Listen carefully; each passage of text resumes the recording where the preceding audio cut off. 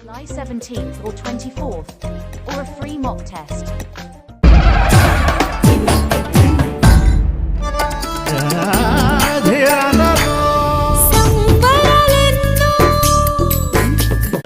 Is test prep nerve-wracking? Getting an excellent score a huge challenge? A new wave in the test prep is here to help. Test Prep Pundits has all the answers to your questions. It is a one-stop solution for all your academic needs. Our premium online interactive content has hundreds of SAT and ACT test problems, hundreds of hours of videos. Get real and instant results with real scores on the real SAT and ACT tests. Our pundits are experienced and extensively trained in SAT and ACT prep. What next? Join our free boot camp on July 17th or 24th, or a free mock test.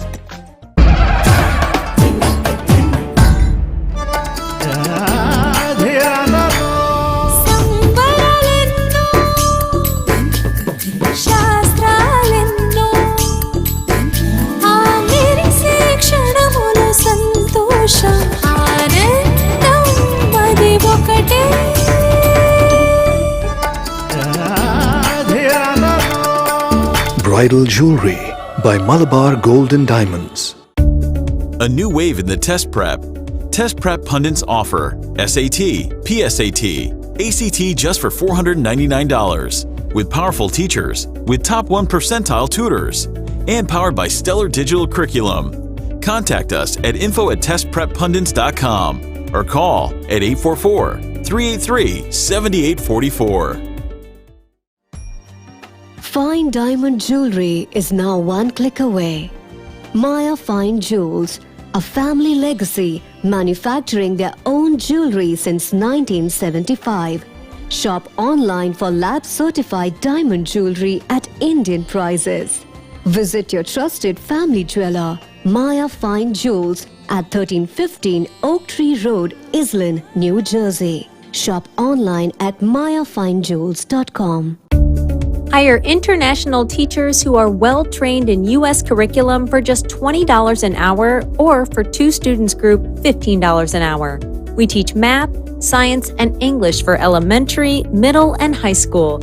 Contact us at www.testpreppundits.com. Summer is the best time to boost your scores. Test Prep Pundits present Self-Prep SAT ACT course for just $199. Stellar digital curriculum, expert videos for every question. 15 full-length tests. Contact info@testpreppundits. Call at 844-383-7844.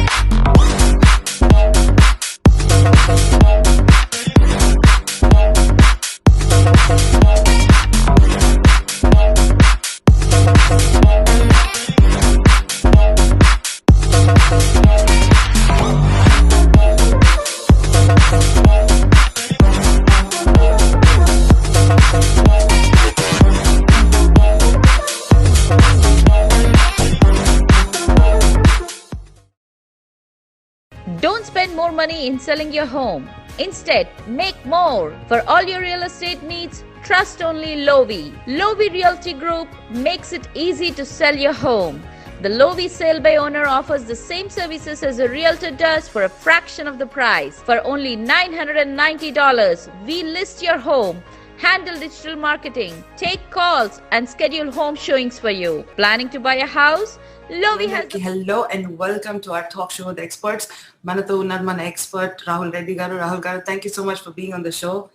Thanks for inviting me, Nitya garu.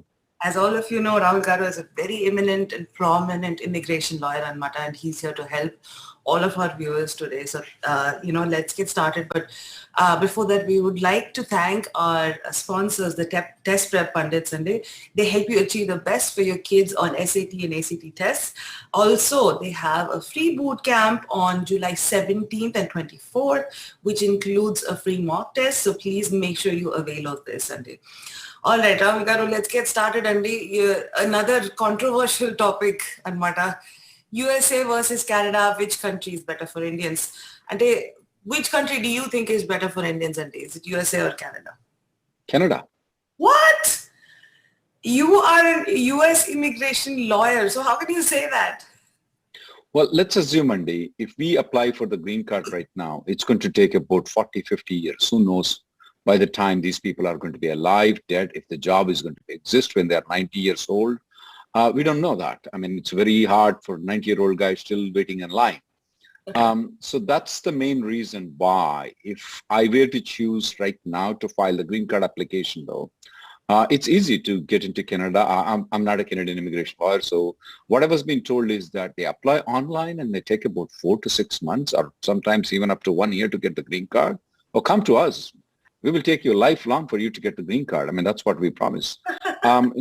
Definitely, Canada is a better option for the people who are trying to settle into this part of the hemisphere in the world. Definitely, Canada is a better option for getting the green card, though. Now, before we go to question and answer, Nitya Garu, as we know that there is a chance that the 26 years worth of green cards would be wasted if our guys do not act upon. We have, with the help of TVASIA and my business partner, we have put this article so that people can write to this congressmen, the drafts of how to contact the congressman, also send it to 𝗂𝗓𝗪, a copy of it, and also write email to the visa bulletin in charge, Charlie. We have given those 2 links there. Okay. With your permission and TVASIA permission, I would like to give preference to the people who have written letters to these congressmen and also who have written email to the State Department.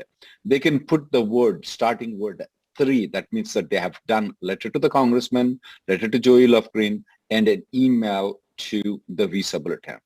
If they have not done it, they can do one thing, that they're going to promise that they're going to do 3 of the activities.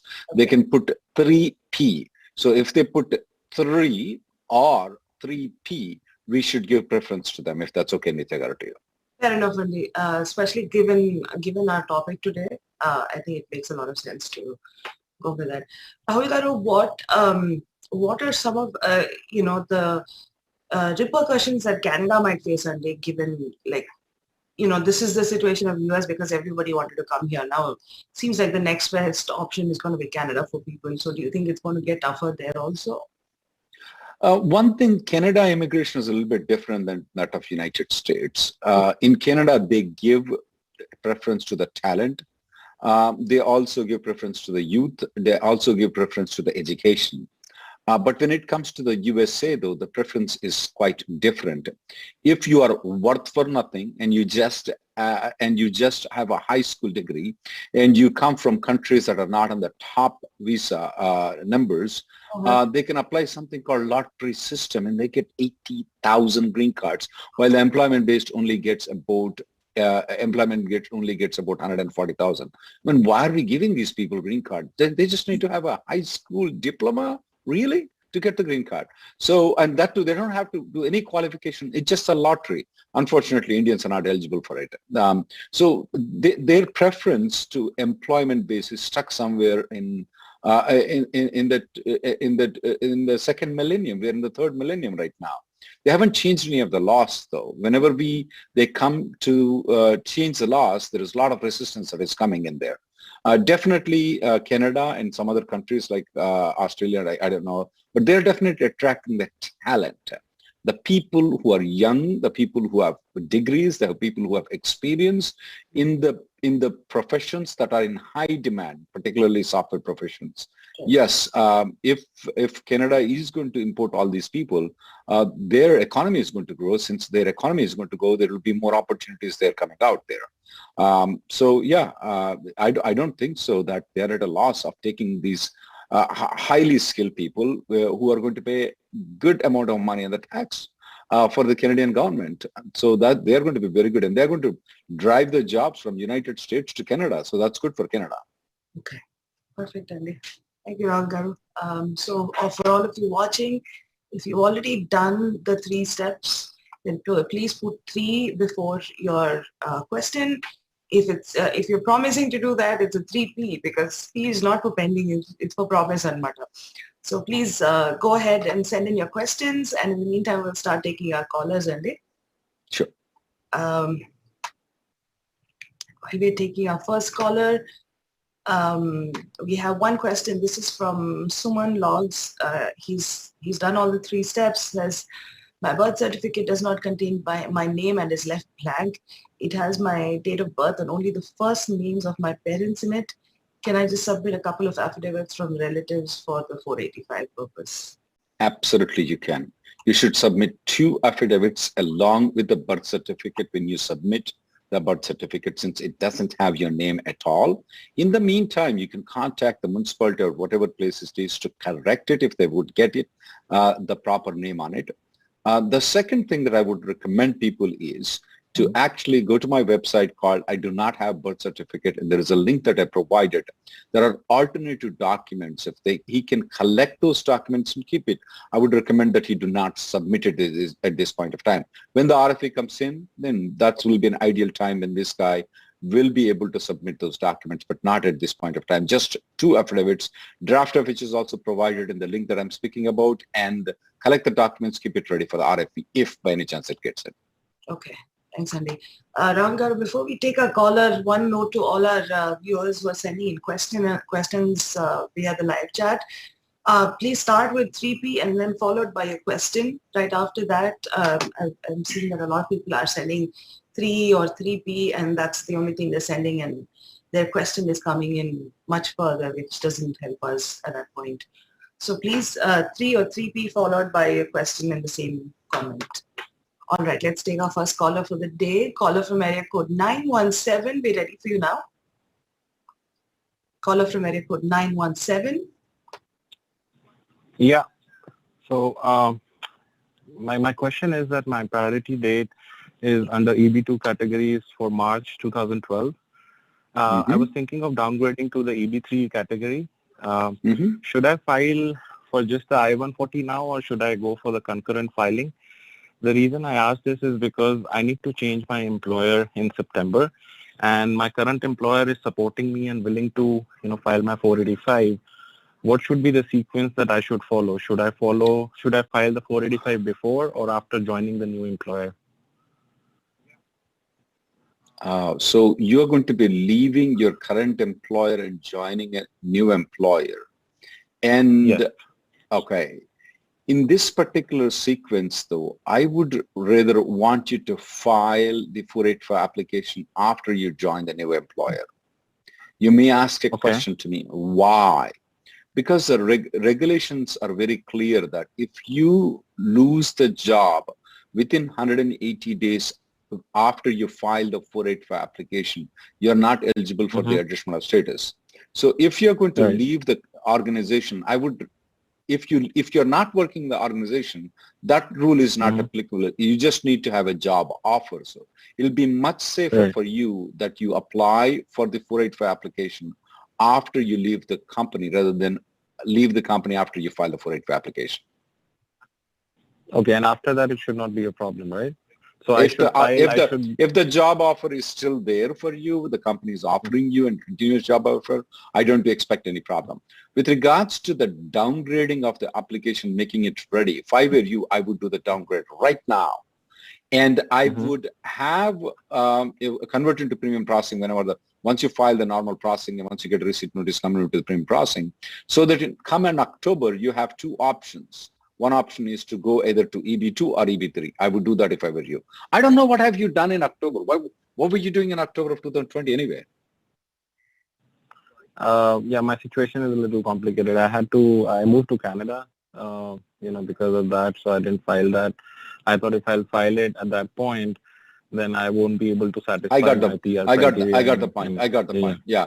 For the people whom I made the comment with regards to US and Canada, it's most probably will be applicable for the people who filed in 2020 and afterwards, though. The people before definitely have hope to file the 483 application in October. Okay? Thank you. All right. Perfect. Thank you. Thank you, Rahul. Thank you for taking your time. Thanks for calling, sir. All right. Let's take our next caller, Andy. And in the meantime, we have a question from Vamshi Krishna. He's promised to do the 3 things that you've told Rahul Garu. Says, hi Rahul, I'm thinking to Interfile medicals, but USPS has lost a derivatives 485 receipt. Can we interfile without the 485 receipt? If the receipt notice is lost, you still have the receipt number. You can always chat with Emma to get the receipt number. You can always look into the back of the check to see what is the file number of it. Either way you can get it. It's not that easy. Once you have the receipt number, which is easy to get it, you can go to USCIS website and put that number in there. It will tell you that the application has been received. Use that as a receipt number when interfiling the medicals. Awesome.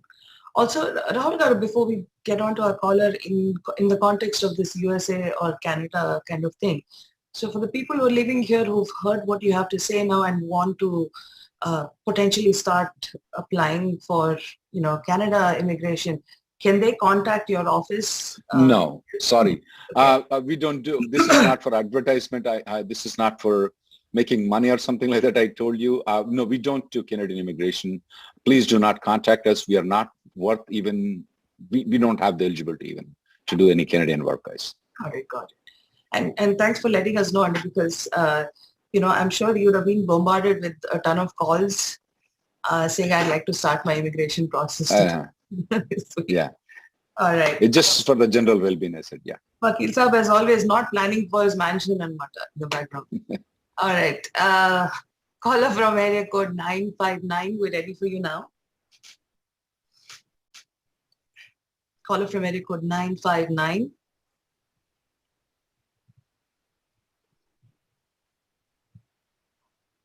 Hello. All right. Let's take our next caller, Andy.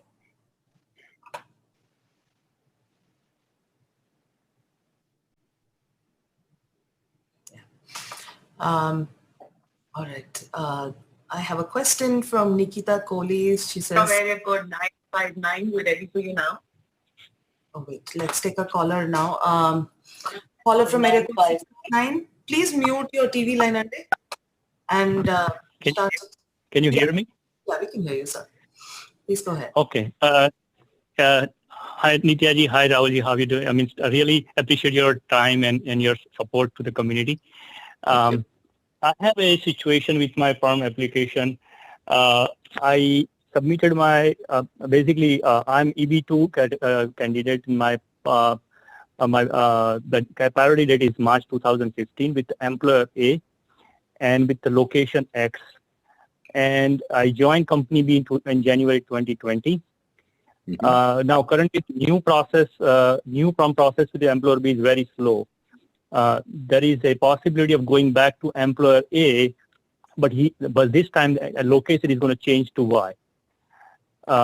So the question that I have is, can I still use my old I-140 to continue Is this company a consulting company or an end client company? No, it's not a consulting company. Got it. If it's not a consulting company, if the company A, the place of employment has moved from X to Y, even though you're working at Y, if the company has a position opening that they are willing to offer you at a later date once you get the green card, if they are willing to hire you at a later date though, they can still offer you at X location and you will be getting the green card even though you're not working at X location. Okay, so but right now the possibility is to get hired in location Y. and this with a similar position. That's fine. So you may be getting hired at Y, Z, A, B, C, but if the position they have at X is still open, that's fine. You're going to get the green card. That lot of companies, like major companies, does the same thing. Even though you're not working at the same location, they do have the position opening at that location too, the initial when they file the labor certification. That's not a problem. Check with your company. Most of the immigration lawyers seems to be good guys like me, and they will say yes. Of course, there are some rogues who try to create, they just want to make money and file the entire application again. But most of the lawyers will agree with me on that. If the position opening is the expo is still open, you still are eligible to file the 485 application. Okay. Any risk of going back to the employer, basically location X? If there is, I heard that there location will be, If the companies, when you're saying the risk though, there's always a possibility that lightning may strike and I might die in the next 5 minutes. Can you guarantee that I don't? No, you can't. I mean, it may strike. In Houston, there's always some thunderstorm going on all the time. So I would say that the risk is very minimal. Mm-hmm. Okay? Okay. Thank you. Yeah, appreciate your time. Thank you, sir. Thank you, Nitya. Thank you, Rahul. All right. Let's take our next caller, guys. We have a question, and this is from Nikita Khode. She's said she's already done your three-prong plan. Thank you, Nikita. She says, is it mandatory to be on the payroll of a company to file the I-140? She has a priority date of June 2016, EB2 with company A, and has plans to file Perm with company B without joining them. But company B is asking her to join them before filing the I-140. Nikita, it's not about what the law says. It is about what the company says what it is. As I pointed you about, bringing meat into my home, it's legal, but my wife doesn't allow it. So it's the same rule that I-140 can be filed without you working. 485 can be filed without you working with a company. But if the company demands you to join, though, it's up to their option. They can do it. There's nothing wrong with it. Okay. Thank you. Take our caller, and the caller from area code 216. We're ready for you now. Sir, *6 to unmute your line, Andy. *6. Hello. Hello. Yes, go ahead, Rahul Garu and Nitya Garu, my name is Venkat. Thank you for taking my call. My priority date is June 2013 EB3. I filed 485 last November, and it got denied in January 2021 with the reason payment is missing or incorrect. But my lawyer said they filed everything correctly, and it was apparently denied in error by USCIS. So we tried filing it again in February 2021, but again it got denied, saying date is not correct, it's not current again. So I'm hoping, so I'm hoping my priority date will be current in August. Yeah. So my only question is, if it gets denied incorrectly due to USCIS error, what are the options people generally have? Other than refiling, are there any other options? I don't know. We have filed about 500 cases. Only one case got rejected because they said that something is not done properly, but we refiled it. But we heard that at least like 15 to 20% of the cases got rejected like yours. Okay. I suggest you guys to not wait until August to prepare the application right now. Check it, verify it, double verify it, and on July 31st, you can just put it on the FedEx. I'm also suggesting this one to all the people whom we are expecting priority date to be current in October. Don't wait until October, guys. When the September month came in, a lot of good lawyers, they said they're not willing to take any new clients. Some of the lawyers were very busy. They did not even completed their work. Look, they filed in November. That's a very dangerous aspect, is right? Sometimes the priority date goes back in October itself. So it's too dangerous to file an application to wait until November to file the application. So what I'm suggesting is for all those people whose priority date is until December 31st of 2018, to pre-file your I-140 application right now. Right now itself file an I-140. Pre-prepare your 485 application, make it ready, and on September 30th, all you do is that put it in the FedEx, make everything ready. Now, this may cost a little bit money for you guys, but you don't want to risk yourself because remember, if you miss the boat though, yes, you missed the boat in October of 2020, you are able to get the boat back in October again. But if you miss the boat next time though, you may not get the boat for the next 20 or maybe 40 years. Okay. Thank you so much, Rahul. Yeah, I would prepare it right now. Don't wait until August 1st. Even though your priority date is not even current at this point of time, I'll prepare it ready. Yeah. Okay. Yeah. Thank you so much. All right. Thank you, sir. Thank you for calling. Let's take our next caller, Andy. Caller from area code 562. We're ready for you now. All right. Let's take a question in the meantime. We have a question from Rajiv Sharma. He says he's also done all the three things that you've asked for. And he says, my question is that my priority date under EB2 category is March of 2012. I am thinking of downgrading to the EB3 category. Should I file for just the I-140 now or go for concurrent filing? Go for concurrent filing. Your filing date is current right now. Why? I don't know why he missed the boat in October though. But it will be very bad to miss. I would file the 485 right now. No reason not to file. We had a lot of these presumptions, Nithya Garu, previously saying that, oh, if you file I-140 downgrade, they're not going to approve it. There's no premium processing. It's all bad. It's illegal to file the EB3. We have proven everything to be wrong right now. And why are you hesitating to file a 485? Do it right now. Right. No, I think one thing very common with most of us is that we've always been raised with this, fear aspect in mind. That somewhere, somewhere some people have created the fear. You did it in labor certification EB2. You can't do it in EB3. I don't know where they get the idea.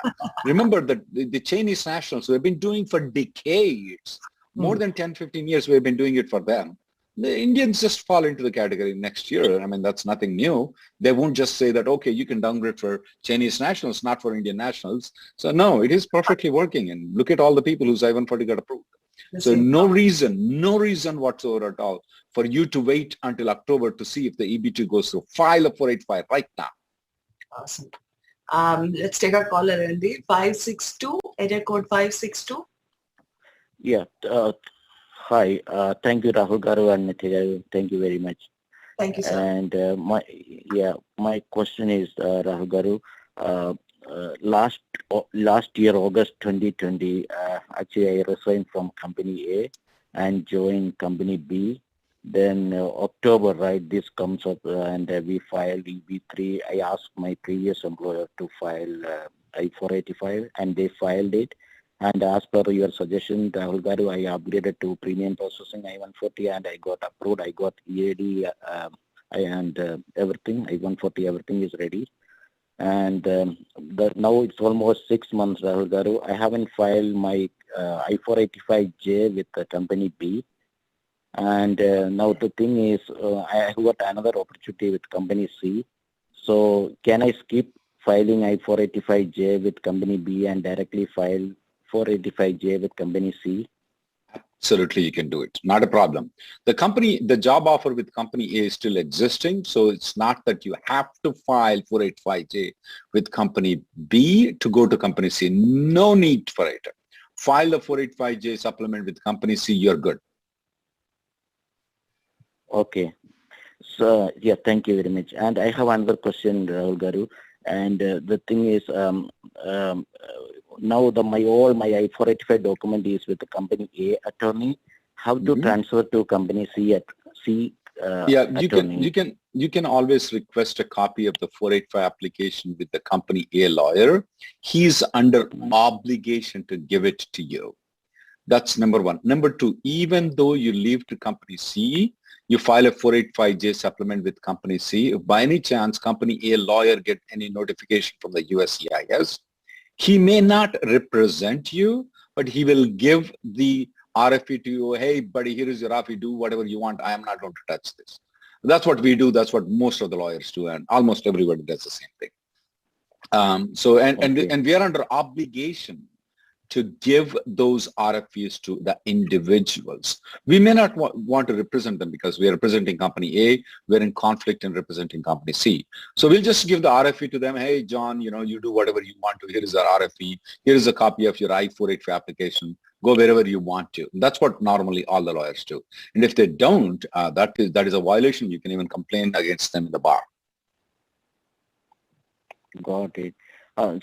So, sir, another question is, as per your suggestion, I am not going to use this H1 and just going with the EAD. Is there any chance I will rectify a rejection or anything? It's 1 in a million chance is all. 1 in a million chance, 1 in a billion chance can always be there though. But there are more risks by maintaining the H1B. That's my opinion. I'm not going to suggest you to do anything. If I were you personally, my goal will not be to make immigration lawyers rich. Got it. Okay. Thank you. Hey, have you written the letters? Three things you have done? Yes, I did. Thank you. Make sure your friends, your wife, everybody does it. Okay. Thank you. Next. Thank you, sir. Thank you for calling. All right. Let's take our next caller, Andy, and we have a question. This is from Sue. Hello. Sir, can you hold on for 1 minute, please? Yeah, sure. Sir, please put your TV on mute if you don't mind. Or, yeah. All right. Sorry, Andy. Something is... Yeah, no problem. All right, go ahead. Let's go ahead with our caller. Caller from area code 732. Andy, we're ready for you now. Sir. Yeah, hi Rahul Garu. Hope things are fine. Thank you very much, Andy, for your help. Whatever the light you are sharing to our community, it will really help. Thank you. My name is Stanley, Andy. I got 2 kids. One is 12 years old and one is 8 years old. So just wanted to check. I already filed for my 485. Just wanted to check if I get EAD, if my kids get EAD, will there be out of that age out thing? No, it's not the EAD that will lock their age. There are 2 things that need to happen. What is your priority date? 2014 May. So you did it in EB3. Yes. Is your I-140 approved? Yes. I approved I-140. Got it. The only thing that needs to happen for their age to be locked is the final action date has to be current. Until the final action date is current, their age is not locked. I'm expecting that either in September or October, the final action date should be, or somewhere in 2022, for sure. It should be moving definitely to 2014. That's my expectation, or even further. I'm speaking about final action date. Once the final action date is passed through, then they are locked. Their age, they never age. Oh, even though they don't get EAD, if their final action date is current. EAD has no. Or green card, you mean? EAD. Yeah, even if they have an EAD, that doesn't make any difference. Even if they don't, it doesn't make any difference. It's the final action date that has to be current, and the I-140 is approved, and you said I-140 is approved. Once the final action date is current, they are locked. Okay, that's good. So is there any way the final action date will retrograde? I mean, will they go back? If you don't write the letters to the congressman, if we all don't write the letters, there is a chance it may retrogress. But for your kids to be locked though, once the final action date becomes current, even if they retrogress, they are locked in. Oh, okay, that's cool. Okay, but that doesn't mean that you shouldn't write the letter to the congressman. Yeah, definitely. Okay. Okay, thank you very much, Rahul Garu. Thank you for calling. And for all the viewers watching the 3 steps that Rahul Garu mentioned, we'll repeat those 3 steps at the end of our program. Put it in the comment section so you can go and see what needs to be done if you've missed the first part of the show. All right. Before we take our next caller, hello, ma'am, 1 second, please. Let's take a question, Andy. This is from Swapnil. Why? He's also done all the 3 things. Says, on a B2 visa, how soon can we re-enter? And is there any possibility of an immigration officer denying entry if the gap is less than 6 months, or reduce the stay to less than 6 months? Here is the thing. The reason why you are coming into United States should be only to visit, though. Not to stay in United States and visit India. If they see a pattern that you're actually staying in United States and visiting India, there is a good chance that the CBP officer might deny your entry when you're coming into the country. Especially if you have a long stay, 6 months, and you went to India and then you're coming back. Within less than 6 months, there is a good chance, there is always a chance for them to deny the entry. Nithya Garu, what here, a lot of people are under the presumption, okay, I'm coming to help my daughter raise the kids. That may be very appropriate for our culture though, but this culture doesn't have it. They feel that this mother is coming to work here, not to help the daughter. That's how their culture is. I'm not going to tell which is correct, which is wrong. I'm not there to judge, but that is not an excuse for you to stay here for a long period of time, though. So, Rahul Garu, help me understand this. They have said that according to their rules, or when you're on a B2 visa, the maximum duration of your stay can be 6 months. Is that correct? That is right. Why if one person stays for the entire duration of 6 months, then, there might be some potentially damaging things for them in the future. Yeah, when especially if it stays for the entire 6 months, they're going back and coming back, there is a big danger for it. Now, because of the COVID though, a lot of these parents and people wanted to avoid the travel. They don't want to be locked up in 500 people in a small aircraft for 24 hours. They have delayed their exit to United States, exit from United States. But coming back again is very dangerous. Okay, gotcha. Good to know, Andy. All right, and on that note, let's take our next caller. Caller from area code 603. We're ready for you now. Hi, Rahul. I have a question. We filed our perm on December 14th. We have an approved perm from our previous employer from June 2011, but our new perm is still pending. I have seen people receiving the January and February approvals. Do you think that our case has gone into audit, or is it too early? We have some cases pending from December. Mostly, we haven't seen any February yet, though. I do see the January approvals. I haven't seen February yet. I wouldn't be I would wait for about at least 15 to 20 days before contacting the Labor Department. Okay. All right. Well, we have a daughter who is aging out, so we are just worried on that.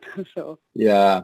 I would also open the negotiation with the previous organization to see if they are willing to take you. And in a month or two, if something doesn't happen, then I may want to move to the new, move to the old organization. And how old is your daughter?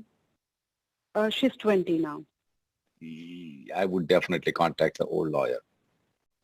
Okay. Oh, old company, sorry, not lawyer. The old employer, you mean? Yeah. Oh, okay. All right. I'm not sure if the position is still open because it's been a while. So I got the point. I got the point. Yeah.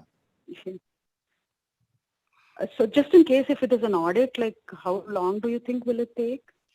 Audit will take approximately 7 to 8 months. There is a good chance your priority date might continue to be current. Based on the statements of the Charlie, what he said was that he's not expecting the final action dates to go back for until at least the middle of 2022. So somewhere about May or June, by that time, it should not go back. That's the statement he has given. Okay. And at this point of time, you don't have much options. Either you can't go to the old employer, you can't find a new employer to file a perm application, so you are stuck there. Yes, that's the problem. Okay. And just in Thank case, okay, thank you. Thank you, ma'am. Thank you so much. Take our next caller, Randy.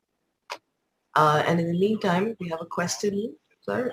This is from either A, who's promised to do all the three things. Says, my priority date is EB2 2016.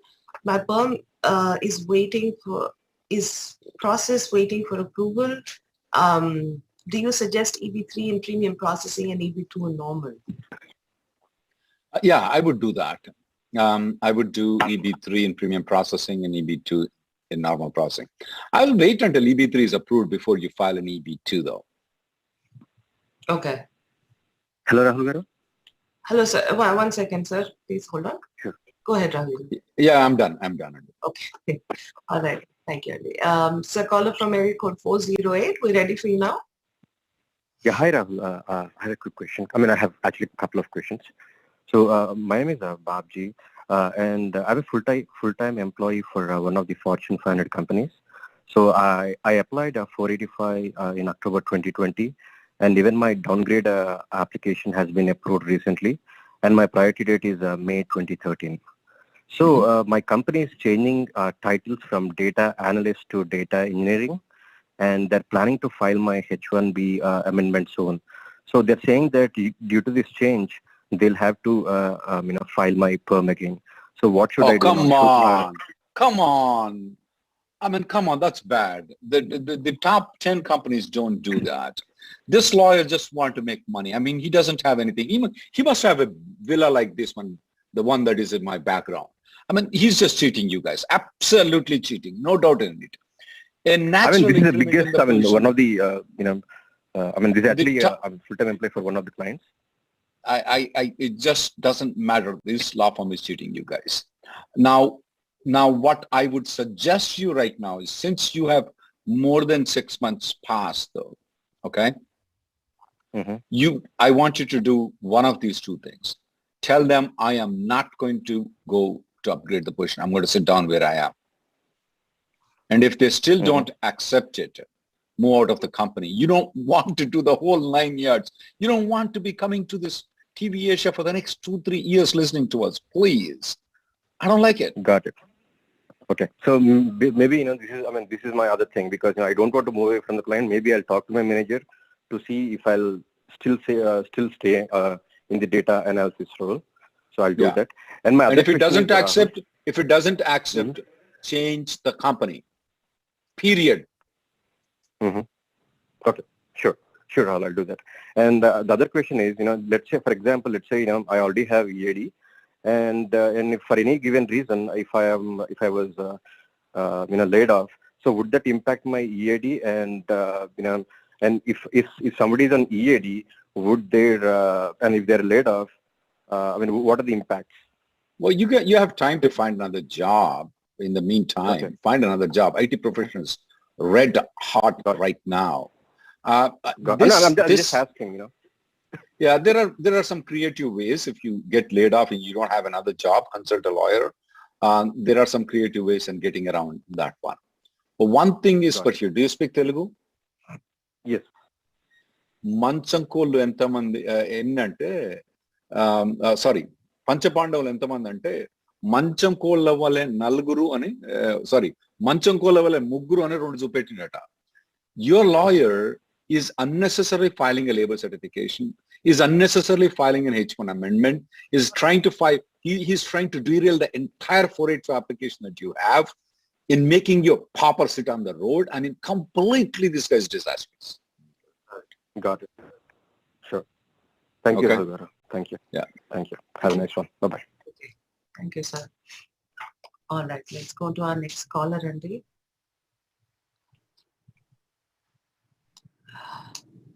Rahul Garu, where do you get your Samat landed? This one didn't fly properly. Did the wrong dialogue. All right. That lawyer is really bad and just trying to make money on the lives of these people. That's bad.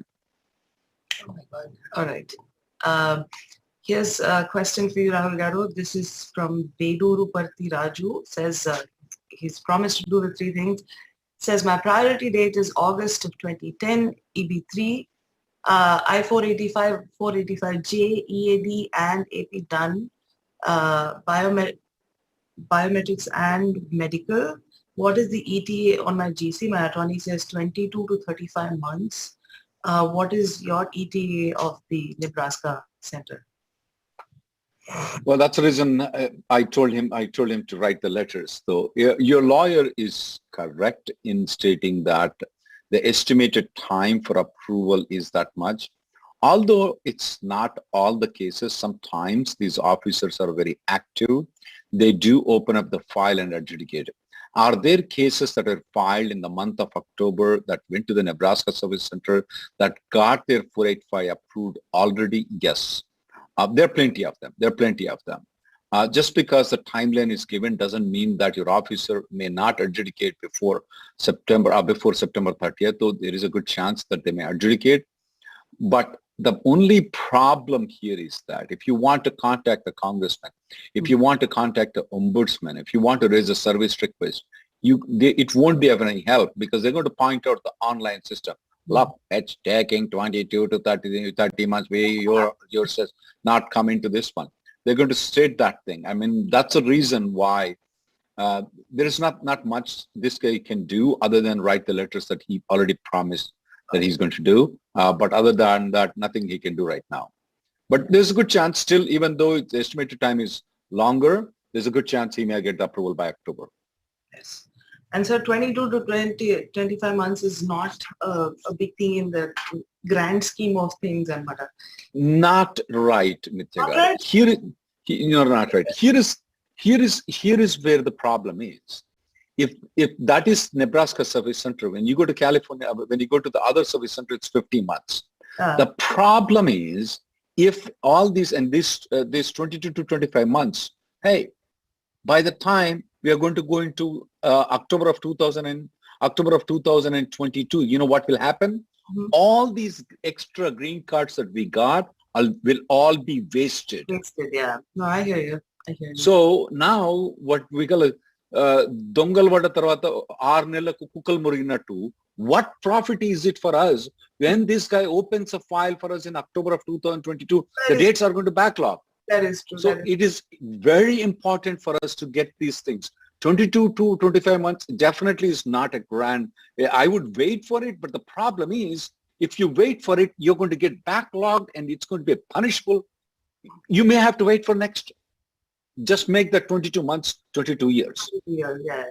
Yeah. So that is the reason why these people need to write the letters. There is a chance that people might have to end up waiting for 22 years, but 120 years also, right? Well, not these people don't have to wait 120 years, but still 20 years is a very lengthy period of time to wait. Of course. Ask me, and I've been through that process, and it's taken us forever. And it's taken us almost 16 years to get our green cards. So.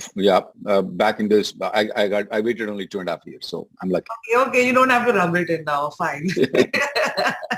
All right, guys. On this note, let's take a quick commercial break, and we'll be right back. Is test prep nerve-wracking? Getting an excellent score a huge challenge? A new wave in the test prep is here to help. Test Prep Pundits has all the answers to your questions. It is a one-stop solution for all your academic needs. Our premium online interactive content has hundreds of SAT and ACT test problems, hundreds of hours of videos. Get real and instant results with real scores on the real SAT and ACT tests. Our pundits are experienced and extensively trained in SAT and ACT prep. What next? Join our free boot camp on July 17th or 24th, or a free mock test.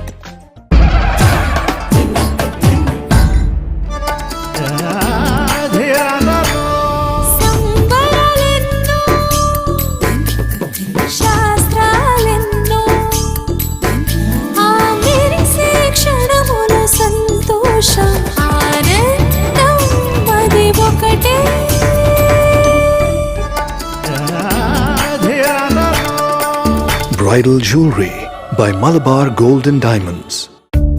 A new wave in the test prep. Test prep pundits offer SAT, PSAT, ACT just for $499 with powerful teachers, with top 1 percentile tutors, and powered by stellar digital curriculum. Contact us at info@testpreppundits.com or call at 844-383-7844.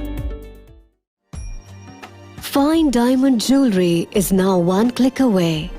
Maya Fine Jewels, a family legacy manufacturing their own jewelry since 1975. Shop online for lab-certified diamond jewelry at Indian prices.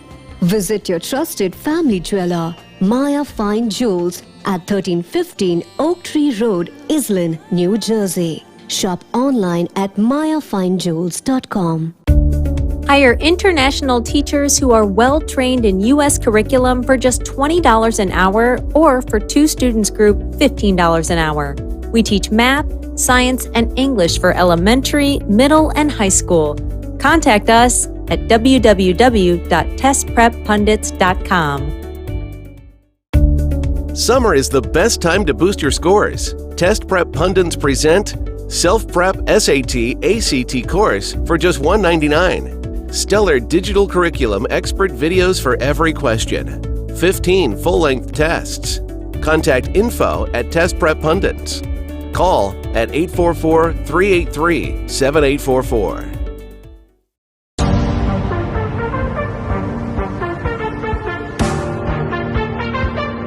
Welcome back to our talk show with experts Manatho Narman, expert Rahul Reddy Garu.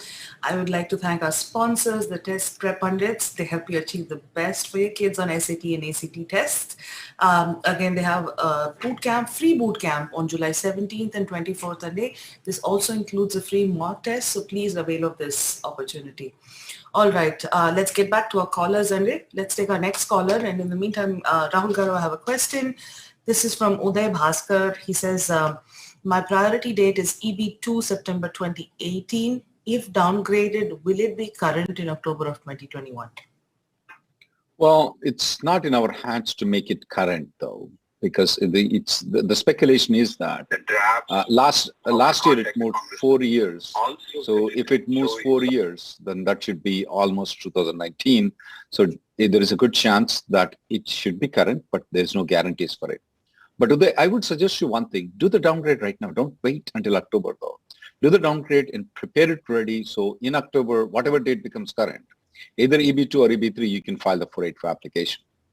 It's a decent investment. If I were you, I would spend the money on a good investment like that. Not like the previous guy whose lawyer wants to just throw everything 485 application and start all over again. But in your case, having an extra EB3 available for you is definitely a good option for you. Awesome. Thank you, Rahul Garu. Let's take our next caller, and caller from area code 732. We're ready for you now. Please press *6 to unmute your line. Caller from area code 732. *6 to unmute your line.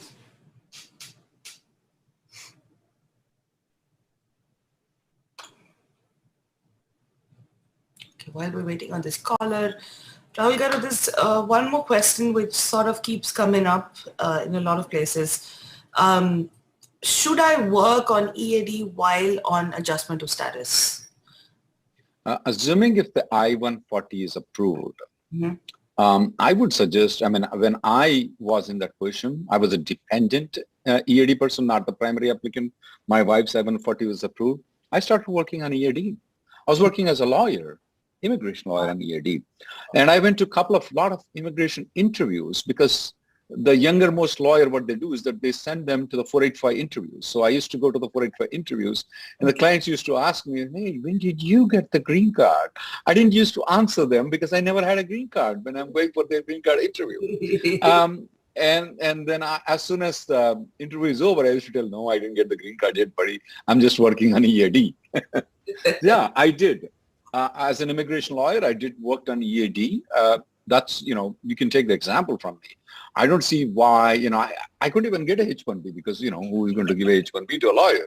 My wife is in high demand physical therapist. She gets a job. She gets a H-1B. She gets a labor. She gets I-140. She gets to file additional status. I get a free ride. Nobody is willing to file a H-1B for me at that point in time. So yes, I did work on EAD. Yeah, if I were you, I would work on EAD, absolutely. I don't see a reason why you need to have a H-1B when you have an EAD after the I-140 is approved. Rahul, what are some of the, alternate sort of work streams which are considered high skill by the US government, like other than IT, I mean? Actually, IT is not a skill that is not available in the United States. Right, yeah. They only consider two professions that they say that there are no U.S. workers available. The labor certification is automatically certified. The number one is nurse profession. The number two is physical therapist profession. These professions are certified saying that we don't have enough U.S. workers, period. So when we file the green card application, we don't go through the Perm Labor certification for we directly go to the I-140. Whoa, okay. And just these two professions? Only these two professions on the labor certification list, yeah. These two are exempt. Wow, good to know, Andy. Thank you, sir. All right, let's take a caller. Caller from area code 610. We're ready for you now. Please press star 600 to unmute your line. Caller from area code 610.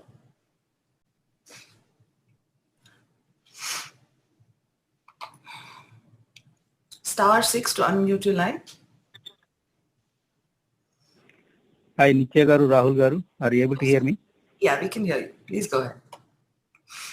Hi, Nitya Garu, Rahul Garu. Thanks for taking my call.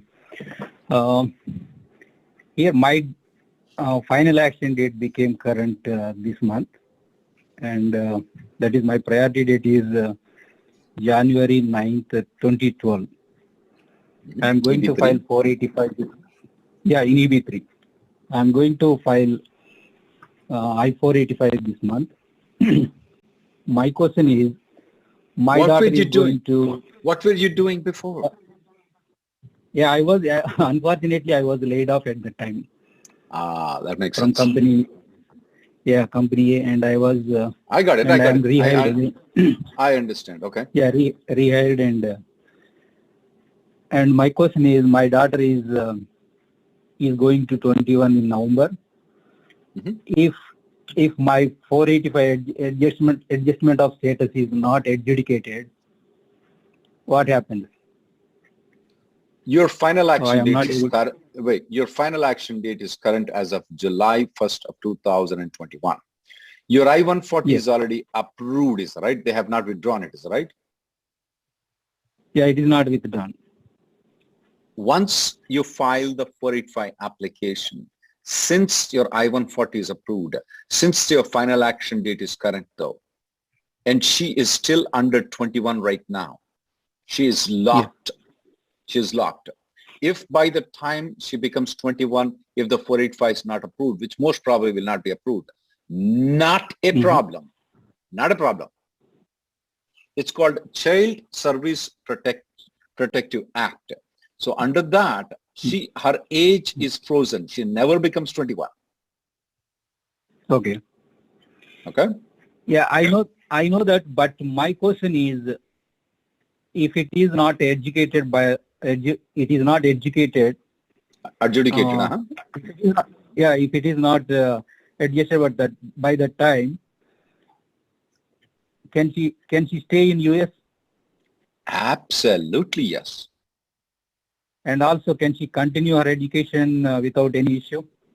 Absolutely, yes. And once she gets the EAD, she can do whatever she wants to.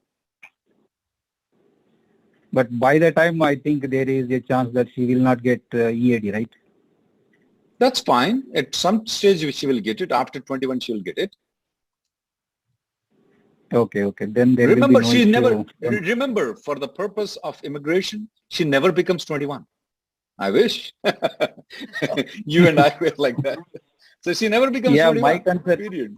Yeah, my concern is if we did not get the adjustment of status by... No, she will not get the adjustment of status. She may not adjudicate it. She may not get an EAD by the time. She can still continue to stay. She can continue to go to college. And once she gets the EAD, she can do whatever she wants to. Okay. Thank you. Thank you so much. Thank you. Thank you for calling in. All right, let's take our next caller, Andy. And in the meantime, we have a question. This is from Tejinder Singh. Says, my L1A extension was filed in September 20, but no decision yet. My 240 days limit would finish in August. Also waiting for the EAD and advance parole card from the AOS application. What options do I have to expedite either of these ways? Well, EAD expedite, there is not much you can do. Definitely the L1A extension, you can expedite by filing a premium processing. Now, if it gets rejected by any chance, you can still stay in United States because your 485 is pending. You may not be able to work in United States because you neither have a L1A extension pending, nor you have an EAD approval, but you can still stay in this country. Got it. Okay, makes sense. Thank you, Rahul Garu. Let's take a caller from area code 651. We're ready for you now. Hello, Rahul Garu and Nitya Garu. Can you hear me? Yes, ma'am. Yes. Please go ahead. Yeah. Thank you so much for all the service that you guys provide. Greatly appreciated. Rahul Garu, belated happy birthday to you. Thank you very much. Actually, I have a kid who is 15 years old, and my priority date is July 9th, 2013. I did downgrade in December. My I-140 is approved. 485 has been submitted. My question is, with the latest interview from Charlie, given his wastage of visa numbers and everything, yeah, I did send the letters. Given the wastage of visas and everything, do we still expect the dates to move for July 9th of 2013? Good question. First, I would say there's a 99% possibility that your priority date will become current in Augusto. Now, next question that is popping up very frequently, I see the comments that are being posted by many people with regards to when they are going to waste the green cards. How come the dates will move? Will the dates move at all? Will the dates do not move? I want to go back to the history in 2007, though, when the State Department said adjudicate the 485 application, and our USCIS was just sleeping, and the State Department adjudicate the application. USCIS says, we are not going to wake up. And then what the State Department did was that they made the entire final action dates current. Current, not moved. Current for everybody for EB2 and EB3. So in your case, to protect your daughter or child, we only need the final action to become current. So there is a chance, even though the USCIS may waste the green cards, though, the State Department might move very aggressively on the final action dates. And I would like to put a pressure on the USCIS to make everything current if these people are going to still keep sleeping. Okay. Yeah, I think we'll try to go to your website and get the questions and ask related to these questions and see if they can make dates current so that the kids will be protected at least. Yep, that's one of the many aspects. That's one of the many aspects that I would like that to be corrected. A lot of people have asked the question, what benefit does it do if I see some questions after the comment, what benefit does it do when the final action date becomes current? We are not going to still get the green card because USCIS is going to still sleep on it.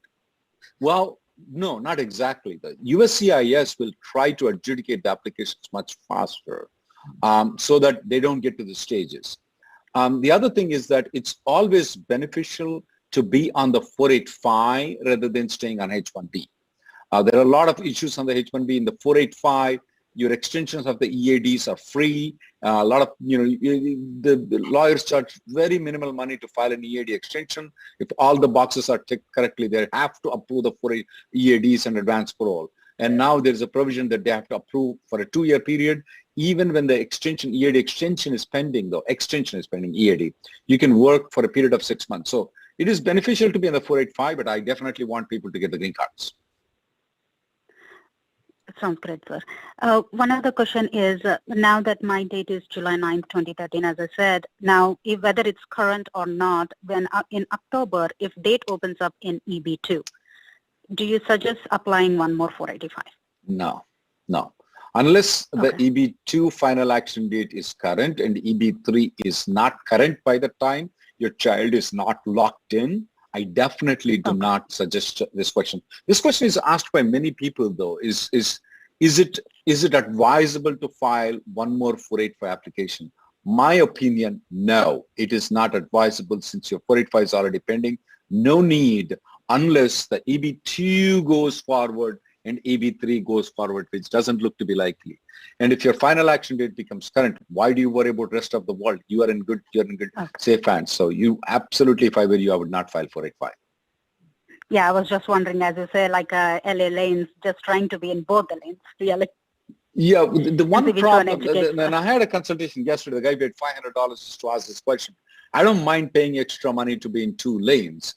There is a problem here, though. What happens is that when the final action date becomes current, though, the USCIS will issue an RFP for you to withdraw the one of the 485 application. That's an unnecessary wastage of time for me.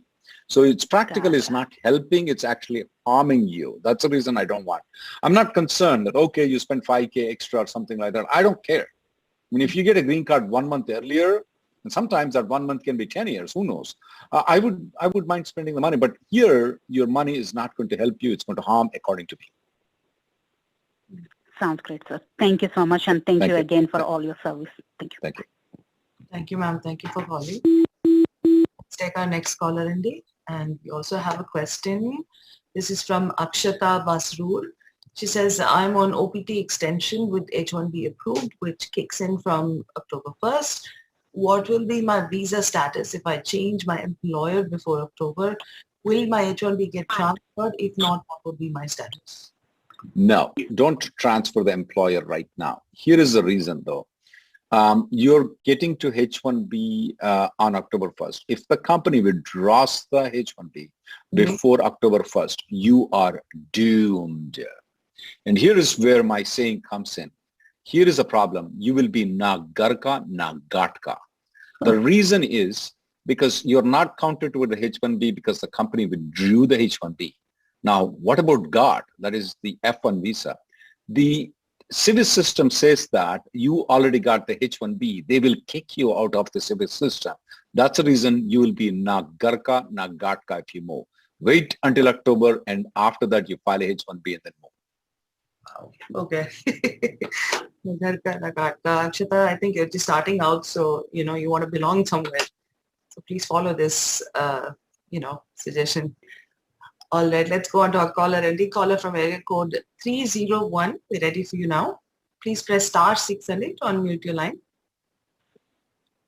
Hello, Rahul Garu. Namaskaram andi. Nitya Garu, namaskaram andi. Thank you for your service here. You're able to hear me, right? Yes, we are. Yes. Please go ahead. So my question is like, nenu earlier ga oka company A ki panchesanandi. Akkadi nunchi I got I-140 approved in EB2. So keeping the current situation in mind, I went back to the same company where my I-140 was approved earlier. So they mentioned that they withdraw my I-140 last in 2018 due to some other issues. So what is the process? Because I already joined the company, the old company where my I-140 got approved. So what is the process here? First is you should file an I-140 application right now. What is the priority date you said? 2016 June. I would file an I-140 application right now. I would file under EB3, and once you get a receipt notice, try to convert into EB premium processing. Here is some of the issues that people need to be aware of though. There is something called ability to pay. Let's say, for example, the prevailing wage is $100,000. And if you are making $100,000 on the W-2 form, everything goes through smoothly though. But in between 2018 to 2021, you are not working for that company. That means that you're not getting the W-2 form, I assume so.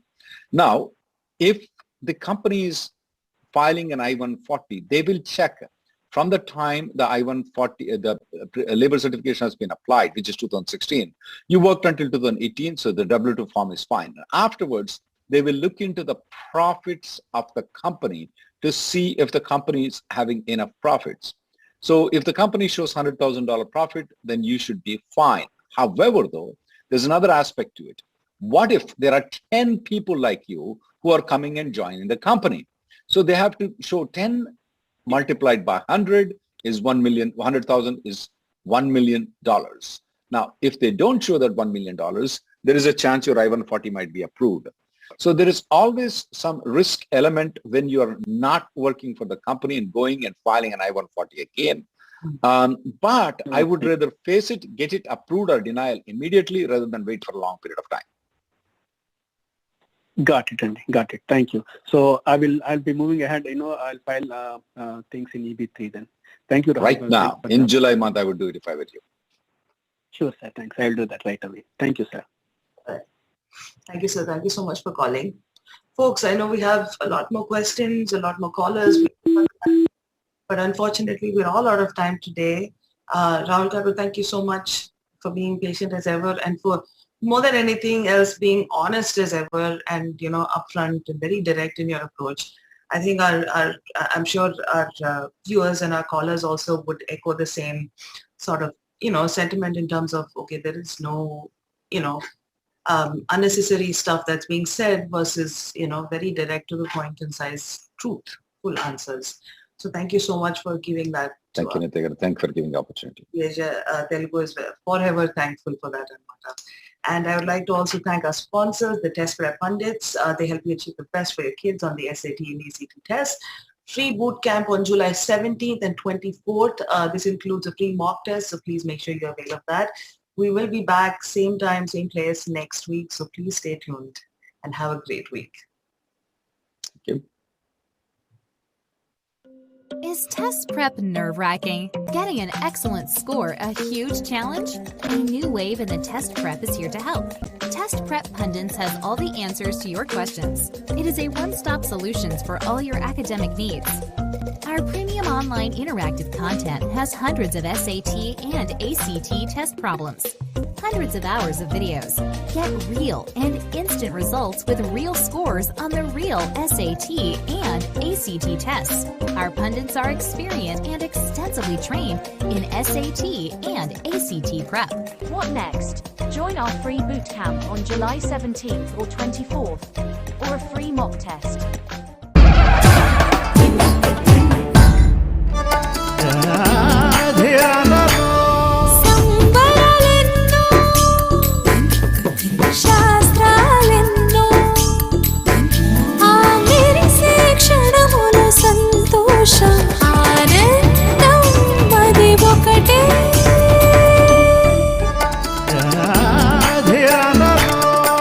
Bridal Jewelry by Malabar Gold and Diamonds. A new wave in the test prep. Test prep pundits offer SAT, PSAT, ACT just for $499, with powerful teachers, with top 1 percentile tutors, and powered by stellar digital curriculum. Contact us at info@testpreppundits.com or call at 844-383-7844. Fine diamond jewelry is now one click away. Maya Fine Jewels, a family legacy, manufacturing their own jewelry since 1975. Shop online for lab-certified diamond jewelry at Indian prices. Visit your trusted family jeweler, Maya Fine Jewels, at 1315 Oak Tree Road, Islin, New Jersey. Shop online at mayafinejewels.com. Hire international teachers who are well-trained in U.S. curriculum for just $20 an hour, or for 2 students group, $15 an hour. We teach math, science, and English for elementary, middle, and high school. Contact us at www.testpreppundits.com. Summer is the best time to boost your scores. Test Prep Pundits present Self-Prep SAT ACT course for just $199. Stellar digital curriculum expert videos for every question. 15 full-length tests. Contact info@testpreppundits. Call at 844-383-7844.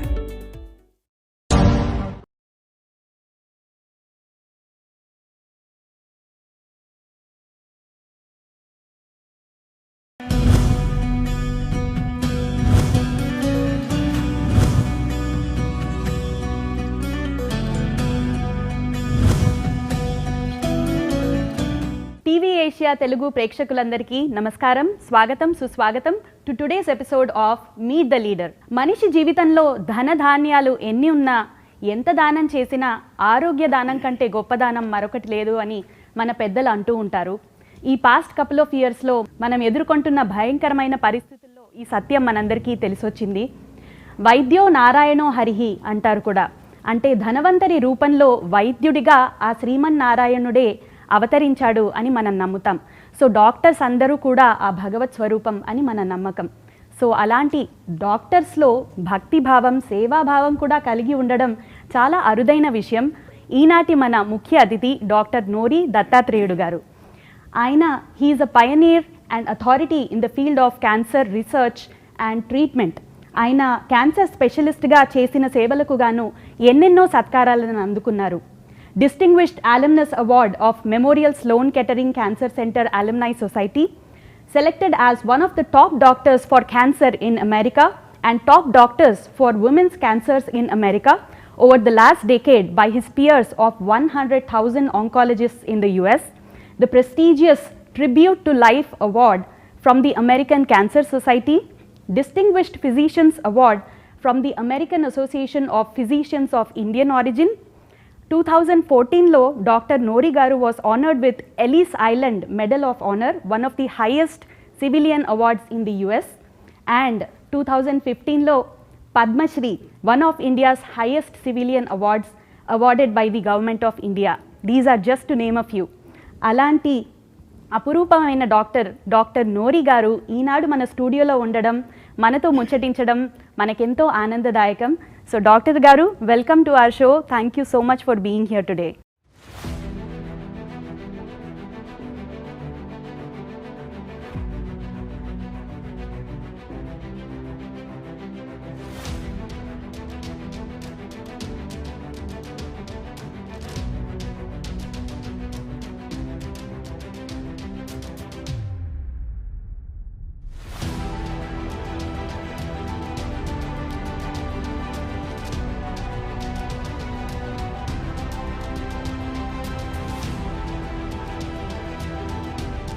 నమస్కారం doctor గారు.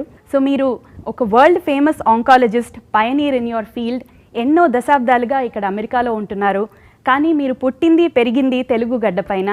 So మీ బాల్యం గురించి, ఇండియాలో మీ education గురించి, అలాగే ఈ medical రంగంలో మీరు ఎలా ప్రవేశించారు, వాటి వివరాలు చెప్తారా? అలాగే అమ్మా. Thank you for inviting me TVASIA Telugu. తెలుగులోనే మాట్లాడతాను, తెలుగు షో కాబట్టి. ఎన్నో ఇంటర్వ్యూలు ఇచ్చాను ఇంగ్లీష్లో, but this is the first time pure Telugu. That's so great. మీరు వరల్డ్ ఫేమస్ ఆంకాలజిస్ట్, మీరు తెలుగువారు అవ్వడం తెలుగు వారందరూ కూడా గర్వించదగ్గ విషయం. మీరు తెలుగులో మాట్లాడతాననడం మా అదృష్టం. నేను కృష్ణా జిల్లాలో మంటాడ అనే చిన్న పల్లెటూరు ఉంది, అక్కడ పుట్టాను నేను. మా father elementary teacher, school teacher, mother home maker. So మా బ్రదర్స్ సిస్టర్స్ మొత్తం 12 మంది, అందులో ఆఖరివాడిని, లాస్ట్ వన్. సో మా ఫాదరు అన్ఫార్చునేట్గా నేను 4-5 ఇయర్స్ ఉన్నప్పుడే పోయారు ఆయన. అక్కడ కుర్మద్దాలి అని కృష్ణా జిల్లా తెలిసిన వాళ్ళకి తెలుస్తుంది. అక్కడ ఏంటంటే పెద్దవాడికి, విజయవాడకిను పామర్కి మధ్యలో కుర్మద్దాలు. ఆశ్రమానికి మా ఫాదరు అక్కడ ఉపన్యాసాలు, పురాణాలు చెప్పి తీరిక టైంలో అక్కడే ఒక శ్రీరామనవమి రోజున అక్కడ అవధూత గారు ఒక ఉన్నారు, పిచ్చమ్మ గారు. వారి ఆవిడకి సేవ చేసుకుందాం, ఆ ఆశ్రమానికి వెళ్ళి అని శ్రీరామనవమి రోజున బయలుదేరి వెళ్ళి, తోటల వల్లూరు మాది ఒరిజినల్. వెళ్ళి అక్కడ వచ్చి తర్వాత స్నానం చేసి వచ్చి పురాణం ఏదో రామాయణం ఏదో చెప్దాం అనుకుంటుంటే పామర్ దగ్గర వాళ్ళు సడన్గా చెప్పకుండా లాక్లు అంటాం మనం, మీకు తెలుసు కదా బ్రిడ్జెస్లో, అది they lifted it without telling the public. So there a gush of water and he died there suddenly. So it's a sad story. That story is very profound for me because I lost him at the age of 5. And మా మదరే అందరినీ పోషించుకుంటూ వచ్చింది, తక్కిన వాళ్ళని చాలా కష్టాల్లో. But God's grace, everybody became very top in their field. My brothers, my brother-in-laws, sisters. So I studied, then I did my BSc in మసిలిపేటం. ఇప్పుడు వినేవాళ్ళందరికీ తెలుస్తుంది, అక్కడ మసిలిపేటం బందర్ అంటారు. అక్కడ అండర్ గ్రాడ్యుయేషన్ చేశాను. అక్కడి నుంచి కర్నూలు మెడికల్ కాలేజీకి వెళ్ళాను. కర్నూలు మెడికల్ కాలేజీలో మెడిసిన్ చేసి ఇంటర్న్షిప్ గాంధీ హాస్పిటల్ హైదరాబాద్లో చేశాను. అక్కడే ఎండీ చేశాను ఆంకాలజీలో. చేసిన ఎండీ ఎగ్జామ్ అయిన అదే నెలలో అమెరికా వచ్చాను. అంటే ఎలా వచ్చింది మీకు అమెరికాకి వచ్చే అవకాశం? ఎలా? చక్కగా అడుగుతున్నారు క్వశ్చన్.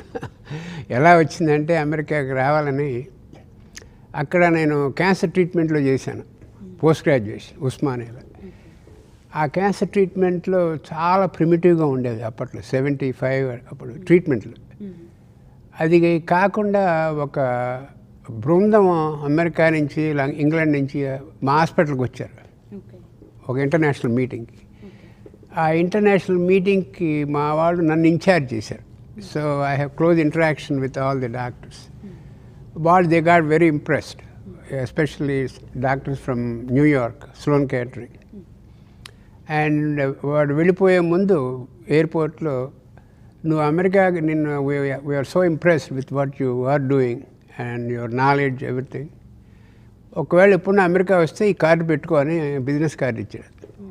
చాలా very powerful man and very well known all over the world oncologist. So నా ఎండి అయిపోయింది.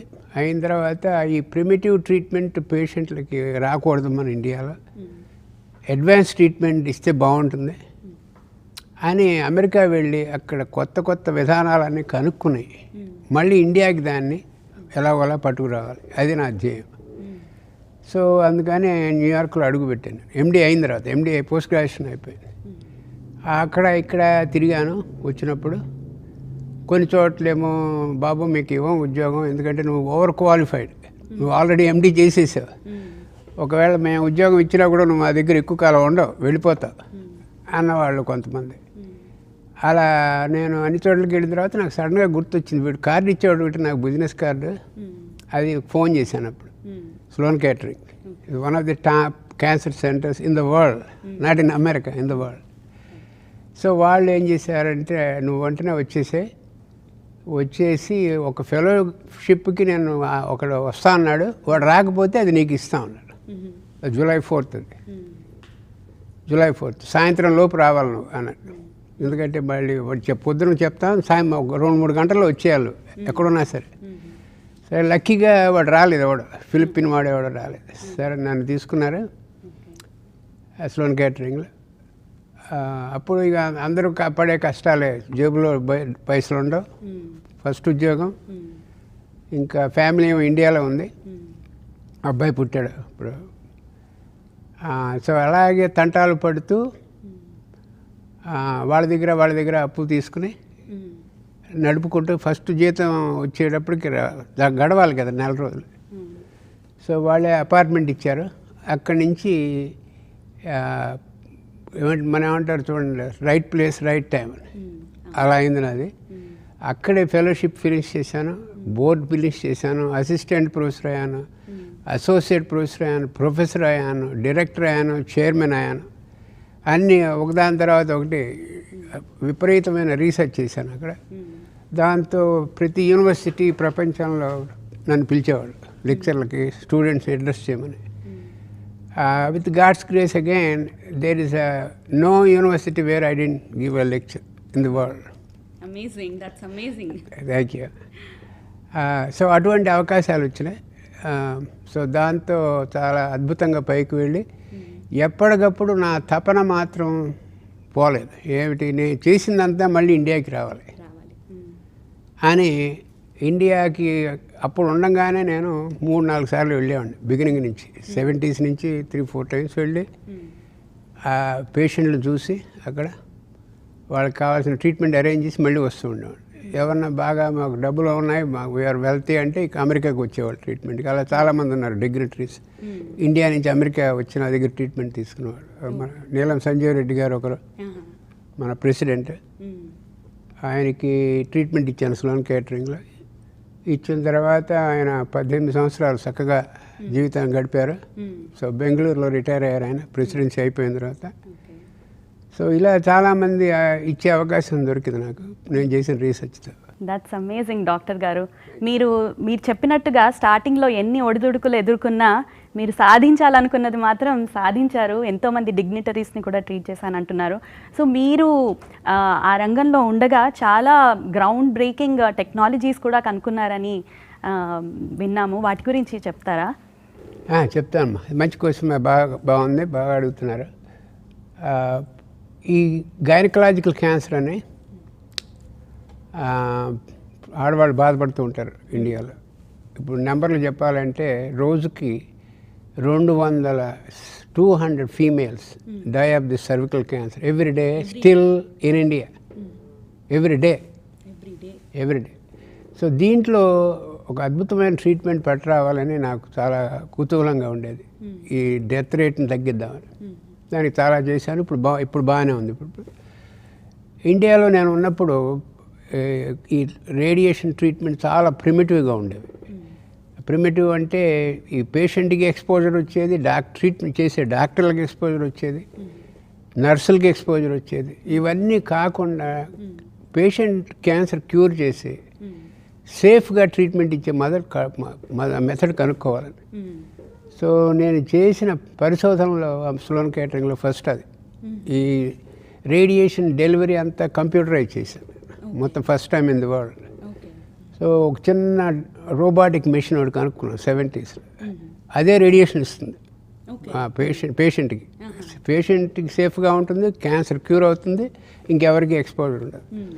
ఇప్పుడు ఆ robotic machine called remote after loader is used in all centers all over the world, including China and Russia. So అవన్నీ most gratifying, సాటిస్ఫాక్టరీగా ఉంటాయి. ఒక major impact పట్టుకొచ్చాము cancer ట్రీట్మెంట్లో, ఒక particular క్యాన్సర్లో. So ఇలాగే అన్ని క్యాన్సర్లో కూడా చాలా కృషి చేసాం ఎలా క్యూర్ రేట్ పెంచాలని. ఇవన్నీ టెక్నాలజీలు ఇండియాలో కూడా ఈ టెక్నాలజీ లేని హాస్పిటల్ లేదు ఇప్పుడు. Wow, amazing. అంటే దానికంటే గ్రాటిఫైయింగ్ ఫీలింగ్ ఎవరికి కానీ ఎస్పెషల్లీ డాక్టర్స్కి ఉండకపోవచ్చు. Correct. You cannot measure with money. The satisfaction you get when you cure someone who has cancer and bring especially females and bring the lady back to full life, spend time with their family is unparalleled. So especially women related issues పైన మీరు చాలా research చేశారు, treatment options కనుగొన్నారు. So ఆ particular విషయంలోనే ఎందుకు అలా, and వేరే ఏదన్నా కూడా ఉన్నాయా? ఆ పర్టికులర్ అంటే నేను చాలా ఇండియాలో ఉన్నప్పుడు చాలా హత్తుకుపోయేది నాకు. ఎందుకంటే వాళ్ళు నేను రాసే పుస్తకాల్లో కూడా నేను రాస్తుంటాను టెక్స్ట్ బుక్లో. ఆడవాళ్ళు ఇంట్లో క్యాన్సర్ వచ్చి బాధపడి మనం క్యూర్ చేయలేకపోతే మొత్తం ఫ్యామిలీ అంతా కొలాప్స్ అవుతుంది. మగవాడైతే వాళ్ళు ఏదో తట్టుకుంటారు, తల్లి ఉంటుంది, తల్లి కాపాడుతుంది. అలా ఫీమేల్కి కనుక క్యాన్సర్ వస్తే it's disaster for the whole family. అందుకని వాళ్ళని రక్షించేందుకు ఎన్ని ప్రయత్నాలు చేయాలి. ఇప్పుడు నేను సెంట్రల్ గవర్నమెంట్కి, కరెంట్ గవర్నమెంట్కి కూడా ఎన్నో ప్లాన్లు ఇస్తూ ఉంటాను. People should not, because this cancer is number 1 preventable, female cancer, and it is treatable. Number 3, it is curable. Don't miss these opportunities. అని చెప్తాను అన్ని గవర్నమెంట్కి కూడా. అండ్ ఇండియాలో హైదరాబాద్లో కూడా ఒక క్యాన్సర్ ఇన్స్టిట్యూట్ ఉంది. అన్నగారు ఎన్టీ రామారావు గారి శ్రీమతి బసవతారకం గారి పేరు మీద స్థాపించిన Basavatarakam Indo American cancer institute స్థాపనలో కూడా మీది చాలా కీలకమైన పాత్ర. So how did that come about doctor గారు? అది నాకు another major close to heart project Basavatarakam. NTR గారు అంటే చిన్నప్పుడు నాకు తెలుగులో చెప్పాలంటే మహా పిచ్చి ఆయన సినిమాలండి, అందరికీ లాగానే. సో ఆయన శ్రీమతి బసవతారకం గారు క్యాన్సర్ వచ్చింది ఆవిడకి. వస్తే అమెరికాకి పట్టుకొచ్చారు, ట్రీట్మెంట్ ఇచ్చాను. ఇచ్చిన తర్వాత ఆయన అమెరికా కూడా వచ్చారు ఒకసారి పని మీద, ఆ ట్రీట్మెంట్ జరుగుతున్నప్పుడు. వచ్చి చాలా చాలా మాట్లాడారు నాతో, ఇట్లా కూడా హెల్ప్ చేయండి డాక్టర్ గారు. ఆవిడ నాకు ఎంతో సహకారం చేసింది, నా పిల్లల్ని ఇచ్చింది, నాకు పెంచింది. నేను ఇంత సినిమాల్లో ఇంత పెద్దవాడిని అయ్యానంటే ఆవిడే కారణం దానికి. ఆయన చాలా వాపోయారు. ఆయన నేను తప్పకుండా హెల్ప్ చేస్తాను సార్ అని పిట్స్బర్గ్లో మీటింగ్ ఉంది, అప్పుడు వచ్చారు ఆయన. సో హెల్ప్ చేసాము, కొంతకాలం ఉన్నారు. తర్వాత క్యాన్సర్ బాగా ముదిరిన తర్వాత రావటం వల్ల నా దగ్గరికి ఎక్కువ కాలం ఇవ్వలేకపోయాను. బట్ ఆవిడ ట్రీట్మెంట్లో ఉన్నప్పుడు అమెరికాలో మా ఇంటికి వచ్చారు, న్యూయార్క్లో వచ్చి భోజనాలు చేసాము. అంతా చదువుతున్నప్పుడు డాక్టర్ గారు, నేను చీఫ్ మినిస్టర్ని వైఫ్ని కాబట్టి మీ దగ్గరికి రాగలిగాను. అమెరికాలో ఎంతోమంది నా పోటీ వాళ్ళు ఉన్నారు, లేడీస్, వాళ్ళ సంగతి ఏమిటి ఆంధ్రాలో, ఆంధ్రప్రదేశ్లో కంబైన్డ్ స్టేట్, మీరు ఒక హాస్పిటల్ పెట్టకూడదు, క్యాన్సర్ హాస్పిటల్ అంటే. అది ఫస్ట్ నాకు ఎలాగో ఉంది ఉద్దేశం, ఇండియాకి బాగా ఎక్కువ సేవ చేయాలని. సో దాంతో అమ్మ ఇది పెద్ద కార్యక్రమం ఇది అని హైదరాబాద్ వెళ్ళినప్పుడు నెక్స్ట్ ట్రిప్లో ఆయన కూడా అన్నారు, ఎన్టీఆర్ ఇంటికి వెళ్ళాను పొద్దున్నే 4 o'clock 5 o'clock పెడితే, సార్ నేను తప్పకుండా హెల్ప్ చేస్తాను, గవర్నమెంట్ తరఫున ల్యాండ్ ఇస్తాను బంజారా హిల్స్లో. బంజారా హిల్స్లో ల్యాండ్ అంటే అప్పట్లో 70s కాదు, ఇది 80s మిడ్ 80sలో అంత రాళ్ళు రప్పలు తప్ప ఏం లేవు అక్కడ. సో అటువంటిది నేను ఒప్పుకున్నాను, తప్పకుండా చేద్దాం సార్ అని. ఒక కమిటీని వేసేసారు వెంటనే ఆయన, NTR chief minister can do anything. తమాషా ఏమిటంటే ఆ రోడ్లు కొండలు రాళ్ళది కంప్లీట్ ఫ్లాట్ అయిపోయింది 1 weekలో ఈ ఇనాగ్రేషన్ కోసం. సో ఆయన నేను శివప్రసాద్ గారు శంకుస్థాపన చేసాం ఫౌండేషన్ స్టోన్. ఆయన నాకు సొంతంగా కోకోనట్ నా చేతికి ఇచ్చి, డాక్టర్ గారు మీరు కొట్టాలి దానికి వెంటనే అక్కడ చేసి పలక మీద ఉంటుంది కదా ఫౌండేషన్ పలక మీద నా పేరు రాయించి, ఒక పోడియం మీద 10,000 మంది అంతా వచ్చారు అప్పుడు అటెండెన్స్. ఈ రాళ్ళు రప్పలు ఫ్లాట్ అయింది ల్యాండ్ అది. అక్కడ రామారావు గారు పెద్ద స్పీచ్ ఇచ్చారు, అద్భుతమైన స్పీచ్ నా గురించి. అది ఇప్పుడు కూడా నేను వీడియోలో నా ఆడియోలో వింటూ ఉంటాను. అది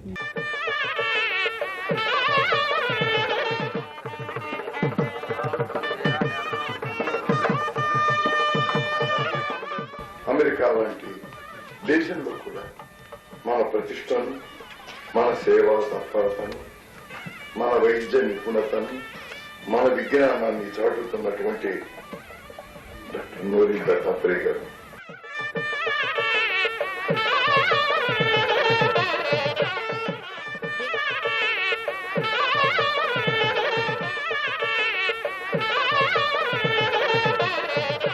సో అది చిన్నగా మొదలెట్టిన హాస్పిటల్. ఆ తర్వాత బోర్డు పెంచాం దాన్ని, 150 బెడ్స్తో మొదలెట్టింది, 250 బెడ్స్ అయింది, ఇప్పుడు 500 బెడ్ హాస్పిటల్. ఇక్కడ నా సహకార చీఫ్ సైంటిఫిక్ అడ్వైజర్ కూడా అయ్యాను, దానికి నేనే తీసుకున్నాను, ఫౌండింగ్ మెంబరే కాకుండా. తక్కిన వాళ్ళు చాలామంది హెల్ప్ చేశారు మాకు, తులసి పోలవరపు గారు, డాక్టర్ రాఘవరావు గారు, గడ్డం రెడ్డి, ఇంకా చాలామంది ఉన్నారు హెల్ప్ చేసిన వాళ్ళు. సో ఇవి ఇక్కడి నుంచి కొంతమంది బోర్డుని అక్కడికి బోర్డుని పెట్టి నడిపించాం. ఇప్పుడు బాలకృష్ణ గారు నడుపుతున్నారు, చైర్మన్ ఆఫ్ ది బోర్డుకి. చాలా చక్కగా చాలా అద్భుతంగా నడుస్తుంది. ఇప్పుడు 500 బెడ్ హాస్పిటల్, దాంట్లో నర్సింగ్ సెంటర్స్, పోస్ట్ గ్రాడ్యుయేషన్, అన్ని పోస్ట్ గ్రాడ్యుయేషన్లో, ఫిజికల్ థెరపీ ట్రైనింగ్లో. ఇప్పుడు I'm very proud, it has become centre of excellence in India. And ఇక్కడ మనకు వచ్చినట్టుగా అమెరికాలో రివ్యూ ఆఫ్ ది హాస్పిటల్స్ వస్తాయి కదా యాన్యువల్, ఇప్పుడు కన్సిస్టెంట్లీ అది టాప్ 5లో హాస్పిటల్ ఉంది ఇప్పుడు మనది. And it's a hospital complex, not a single hospital. So that makes me very proud that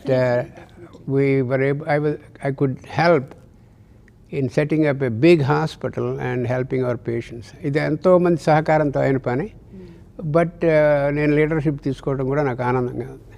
చాలా సంతోషం డాక్టర్ గారు. సో మీరు మీ ఘనత అంతా ఇంత కాదు, మీరు చెప్తూ ఉంటే all inspiring for everything you say. So మీరు ఇంత ఫేమస్ ఆంకాలజిస్ట్, ఇప్పుడు ఈ మోడర్న్ సొసైటీలో అందరూ కూడా సైన్స్నే ఎక్కువగా నమ్ముతారు దేవుడి కంటే కూడా. అన్నిటికీ సైన్సే సమాధానం చెప్పాలి, సైంటిఫిక్ రీజన్ ఏంటి దీనికి అని చిన్నపిల్లలు కూడా ప్రశ్నిస్తూ ఉంటారు. సో మీరు ఇంత ఫేమస్ ఆంకాలజిస్ట్, ఇంత సక్సెస్ఫుల్ మెడికల్ ప్రొఫెషనల్, అయినా మీలో ఒక గొప్ప సాయి భక్తుడు ఉన్నాడు. సో సాయిబాబా దత్తాత్రేయుని స్వరూపం అంటారు కదా, మీ పేరులోనే దత్తాత్రేయ అని ఉంది. సో ఆ కనెక్షన్ ఆల్రెడీ మీ పేరులోనే ఉంది. కానీ సాయిబాబాతో మీకున్న అనుబంధం ఎలాంటిది, ఆ కనెక్షన్ ఎలా ఏర్పడింది మీకు? ఇక్కడ యుఎస్లో the very first Shirdi Sai temple స్థాపించింది కూడా మీరే. So how did that come about? బాగా అడిగారు. డాక్టర్ స్పిరిచువాలిటీ అంటే దబ్బున అందరికీ అర్థం కాదు. ఇప్పుడు డాక్టర్ అంటే is a scientist, spirituality is different field అనుకుంటారు అందరూ. బట్ నా ఉద్దేశ ప్రకారం medicine and spirituality are not mutually exclusive. They are interconnected. I strongly believe that spirituality starts when science stops. అంటే సైన్స్ ఎక్స్ప్లెయిన్ చేయనివి ఏవో ఉన్నవి, అవి మనకంటే చాలా కరెక్ట్గా ఉన్నవి స్పిరిచువాలిటీ. అదొకటి. నెంబర్ 2 ఏమిటంటే మా parents, father mother highly spiritual, ఫిలాసఫికల్గా, స్పిరిచువల్గా, రిలీజియస్గా అన్నీ చాలా చక్కగా మాకు చిన్నప్పుడు డిసిప్లిన్గా చేసిపోయేవాళ్ళు. అవి కొంత మటుకు బాగా హెల్ప్ చేసినాయి. మూడవది హెల్ప్ చేసింది ఏమిటంటే సాయిబాబా, షిరిడి సాయిబాబా. నేను మెడికల్ స్కూల్లో ఉండగా కర్నూలులో ఫస్ట్ షిరిడి బాబా టెంపుల్ పెట్టారు, ఫస్ట్ సౌత్ ఇండియా. అది తుంగభద్ర నది అనే పోతూ ఉంటుంది కర్నూలులో. కర్నూలు వెళ్ళిన వాళ్ళకి తెలుస్తుంది అది. ఆ తుంగభద్ర నది ఒడ్డున బ్రహ్మాండమైన మందిరం కట్టారు సాయిబాబాకి. ఈ మెడికల్ స్టూడెంట్గా ఉన్నప్పుడు సైకిల్ వేసుకుని నేను అక్కడికి వెళ్ళి సాయంత్రం పూట కూర్చుంటే ఒక రకమైన ప్రశాంతత, ట్రాంక్విలిటీ, పీస్ అన్నీ వచ్చేవి. ఇదేంటి తమాషాగా ఉంది అక్కడ. రోజు వెళ్తూ ఉన్నాను, ఎప్పుడు టైం ఉంటే అప్పుడు వెళ్తూ ఉండేవాడిని. అప్పుడు ఆయన సంబంధించిన వస్తువులు, పుస్తకాలు షిరిడి నుంచి తెచ్చి అక్కడ పెట్టారు. అక్కడ ఆర్టిఫాక్ట్స్ అన్నీ ఆయన వాడినవి అవన్నీ చదువుకుని ఆయన గురించి చదవటం మొదలెట్టాను. చదివిన తర్వాత ఎప్పుడు వెళ్ళినా కూడా చాలా పీస్ఫుల్గా ఉండేది అక్కడ. సో దాంతో ఇది ఇక్కడ ఏదో ఉంది మహిమ, నన్ను అద్భుతమైన డెవినిటీలా ఉన్నారు ఆయన గురించి చదవటం మొదలెట్టాను. ఇంకా ఏమిటంటే the more you read about him, the more you get attached. So many things. ఇదేంటే ఆయన సింప్లిస్టిక్ లైఫ్, ఆయన పాంప్ లైఫ్ ఎక్కడ గడపలేదు. Simplistic life. ఏ బట్టలు కూడా సరిగ్గా ఉండేవి కాదు బాబాకి. మధ్యాహ్నం అయ్యేటప్పటికి భిక్షాటన వెళ్ళేవాడు. ఆ భిక్షాటనలో వచ్చిన ఫుడ్ అంతా మసీదు, ఒక పాడైపోయిన మసీదుని బాగు చేసుకుని అక్కడ ముందు యానిమల్స్కి పడేసి సగం, మిగిలిన సగం ఆయన తినేవాడు. ఆ తినటం కూడా అన్నీ కలిపేసేవాడు. అంటే ఆయనకి ఈ టేస్ట్, రుచులు సంబంధం లేదు, ఆయన అతీతుడు వాడికి. కలిపేసుకు తినేవాడు. తర్వాత ఇంకా ఏమిటంటే యూనివర్సల్ లవ్, రిలీజియస్ టాలరెన్స్. ఇవన్నీ చూసి ఇప్పుడు ఎవరన్నా చదివిన వాళ్ళు చాలా అటాచ్ అయిపోతారు. ఎందుకంటే అవన్నీ ప్రస్తుత పరిస్థితుల్లో మనకు కావాలి. Universal love everyone. And then universal religious tolerance, simple life. ఇంకోటి చెప్పింది ఏమిటంటే షిరిడి బాబా రిచువలిస్టిక్ లైఫ్ అక్కర్లేదన్నాడు. ఏమిటి, మీరు పూజలు పునస్కారాలు చేస్తే చెయ్యండి, ఈ సింపుల్ లైఫ్ లీడ్ చేసేందుకు మీకు శ్రద్ధ సబూరి ఉంటే చాలు. భగవంతుడి మీద నమ్మకం ఉండాలి. అది ఎప్పుడు మీరు కోరుకున్నది ఇవాళ కాదు, నిన్న కాదు, ఎప్పుడు అవ్వాలో అప్పుడు అవుతుంది. ఆ పేషెన్స్ పెట్టుకోండి.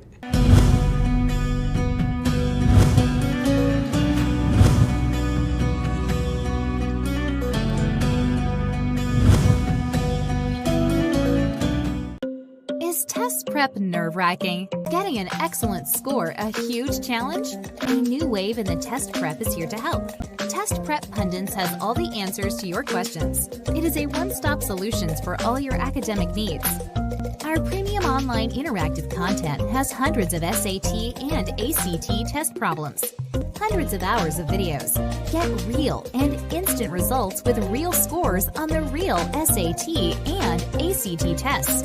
Our pundits are experienced and extensively trained in SAT and ACT prep. What next? Join our free boot camp on July 17th or 24th, or a free mock test.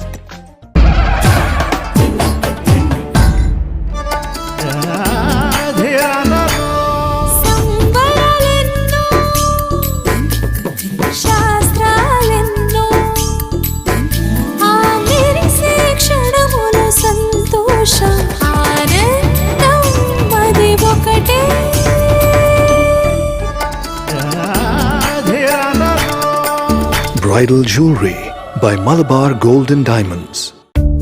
A new wave in the test prep. Test prep pundits offer SAT, PSAT, ACT just for $499, with powerful teachers, with top 1 percentile tutors, and powered by stellar digital curriculum. Contact us at info@testpreppundits.com or call at 844-383-7844. Fine diamond jewelry is now one click away. Maya Fine Jewels, a family legacy, manufacturing their own jewelry since 1975. Shop online for lab-certified diamond jewelry at Indian prices. Visit your trusted family jeweler, Maya Fine Jewels, at 1315 Oak Tree Road, Islin, New Jersey. Shop online at mayaffinejewels.com. Hire international teachers who are well trained in U.S. curriculum for just $20 an hour, or for 2 students group, $15 an hour. We teach math, science, and English for elementary, middle, and high school. Contact us at www.testpreppundits.com. Summer is the best time to boost your scores. Test Prep Pundits present Self-Prep SAT ACT course for just $199. Stellar digital curriculum expert videos for every question. 15 full-length tests. Contact info@testpreppundits. Call at 844-383-7844.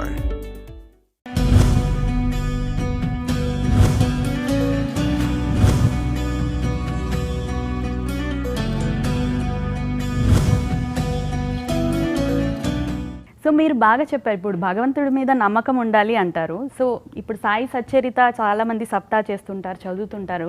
కానీ నాకు పర్సనల్గా లైఫ్లో ఏదో ఒక సంఘటన మనం దేవుడా ఇది అయిపోవాలి please, only a god's miracle can do this అని అనుకుంటాము.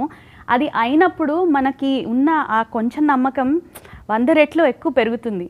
సో మీరు 1 కాదు 2 కాదు 3 ఆలయాలు ఇక్కడ నిర్మించారు. న్యూజెర్సీ, న్యూయార్క్లో నివసిస్తున్న వారందరికీ తెలుసు. ఇజ్లిన్లో, బాల్డ్విన్లో, అలాగే ఫ్లషింగ్, న్యూయార్క్లో 3 ఆలయాలు ఉన్నాయి. సో ఆలయాలు కూడా కట్టించేంత అంత భక్తి, అంత నమ్మకం మీకు పర్సనల్ లైఫ్లో ఏదన్నా మిరాక్యులస్ ఇన్సిడెంట్స్ జరిగాయా? అవి మిరాక్యులస్ ఇన్సిడెంట్స్ ఎక్స్పీరియన్స్ అంటాను. ఎక్స్పీరియన్సెస్ హిందీలో చెప్పాలంటే మనం హిందీలో ఎవరికో, ఇంగ్లీష్లో ఎవరికో చెప్తుంటే చమత్కార్స్ అంటాం. హిందీలో చమత్కార్స్. ఈ చమత్కార్స్ అనేవి ఎందుకు చేస్తారు డివైన్ పర్సనాలిటీస్ అంటే మనందరినీ మంచి మార్గంలో, దైవ మార్గంలో పెట్టేందుకు.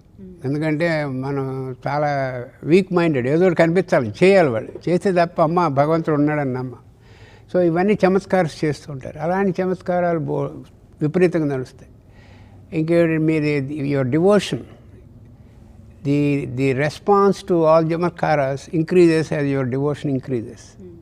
దగ్గరికి ఇంకా లాక్కుంటారు అన్నమాట భగవత్ స్వరూపుడు షిరిడి బాబా. అటువంటివి ఆయన ఈ మందిరాలు కట్టడంలో కానీ మొట్టమొదటి బాల్మిల్లో మొదలెట్టాం 2001లో. అక్కడ నుంచి జరగని ఎన్ని జరిగినాయంటే అవి పుస్తకాలు రాసినా సరిపో, అన్ని చమత్కారం జరిగినాయి ఎక్స్పీరియన్సెస్.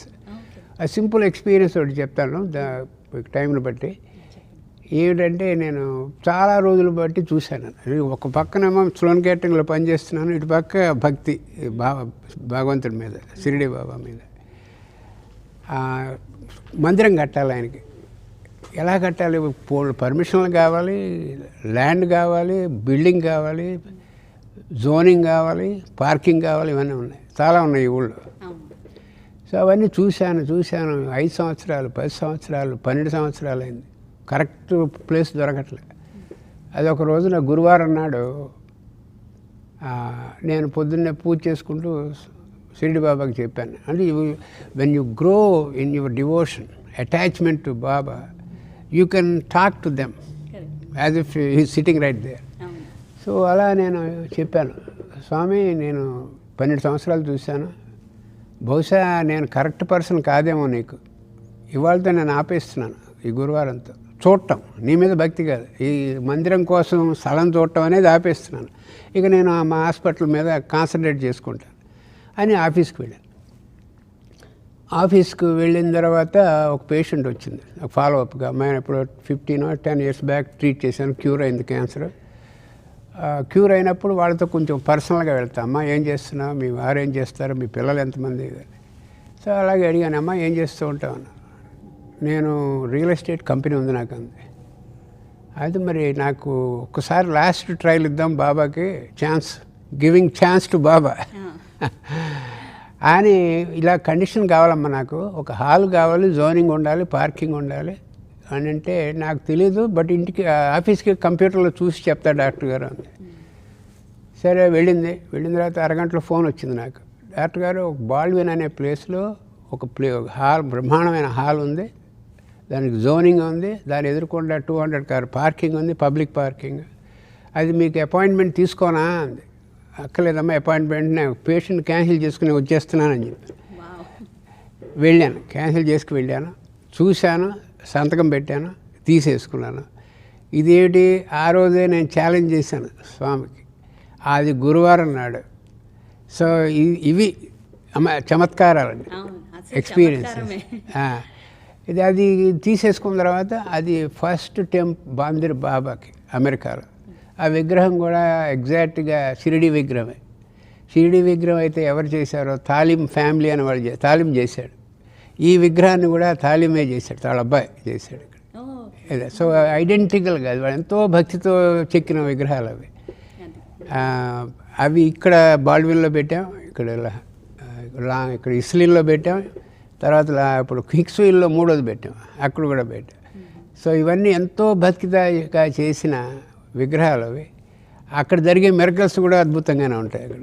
ఇది ఇంకా ఈ మందిరం పెట్టిన తర్వాత బాల్విన్లో ఎంతోమంది ఆనందంతో వచ్చి, మీకు ఎప్పుడు వస్తుందంటే సాటిస్ఫాక్షన్, ఇలా కూర్చుని ఉంటారు. నేను మాకు ఈ 3 మందిర్స్లోనూ ఒక ముఖ్యమైన విషయం ఏంటంటే, బోర్డ్ ఆఫ్ ట్రస్టీలు ఎవరు ఉండరు, నో బోర్డ్ ఆఫ్ ట్రస్టీ. ఇప్పుడు అందరూ అడుగుతారు, ఇలా మీరు ఇంటర్వ్యూ చేసేవాళ్ళు, ఎంతమంది ఉన్నారు సార్ మీ బోర్డులో అంటారు, 15 మంది 20 మంది. ఎవరు మీ చైర్మన్ ఆఫ్ ది బోర్డు అని అడుగుతారు. బోర్డు ఎవరు లేరమ్మా, chairman of the board Baba. Everything is run by volunteers, everything is run by volunteers. ఇక్కడ బాల్విన్లోనేమో మల్లాది విజయ్ గారిని, బాలానోరి, చాలామంది ఉన్నారు. So total dedication. ఇక్కడ సుజాత గారు ఇస్లిన్ టెంపుల్లో, తర్వాత చందు, ఇక్కడ అన్నపూర్ణ గారు, వారి ఫ్యామిలీలో టోటల్ డెడికేషన్. ఇప్పుడు బాబాతో మనం total dedication gives total surrender gives total satisfaction, benefit. So ఇలా చక్కగా నడుస్తున్నాను, దేర్ ఇస్ నో బోర్డ్.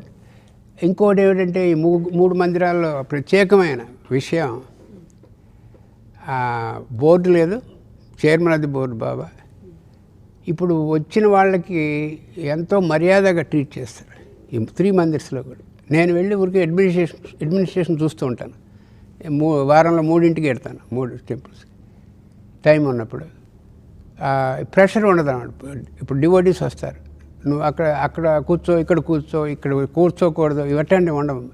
భక్తి ఉంటే నువ్వు ఎక్కడైనా తిరగచ్చు టెంపుల్, నువ్వు ఎందులోనైనా పార్టిసిపేట్ చేయొచ్చు. ఇక్కడ వాళ్ళందరూ చెప్తూ ఉంటారు, నాకు ఎంతో ఆనందంగా ఉంటుంది.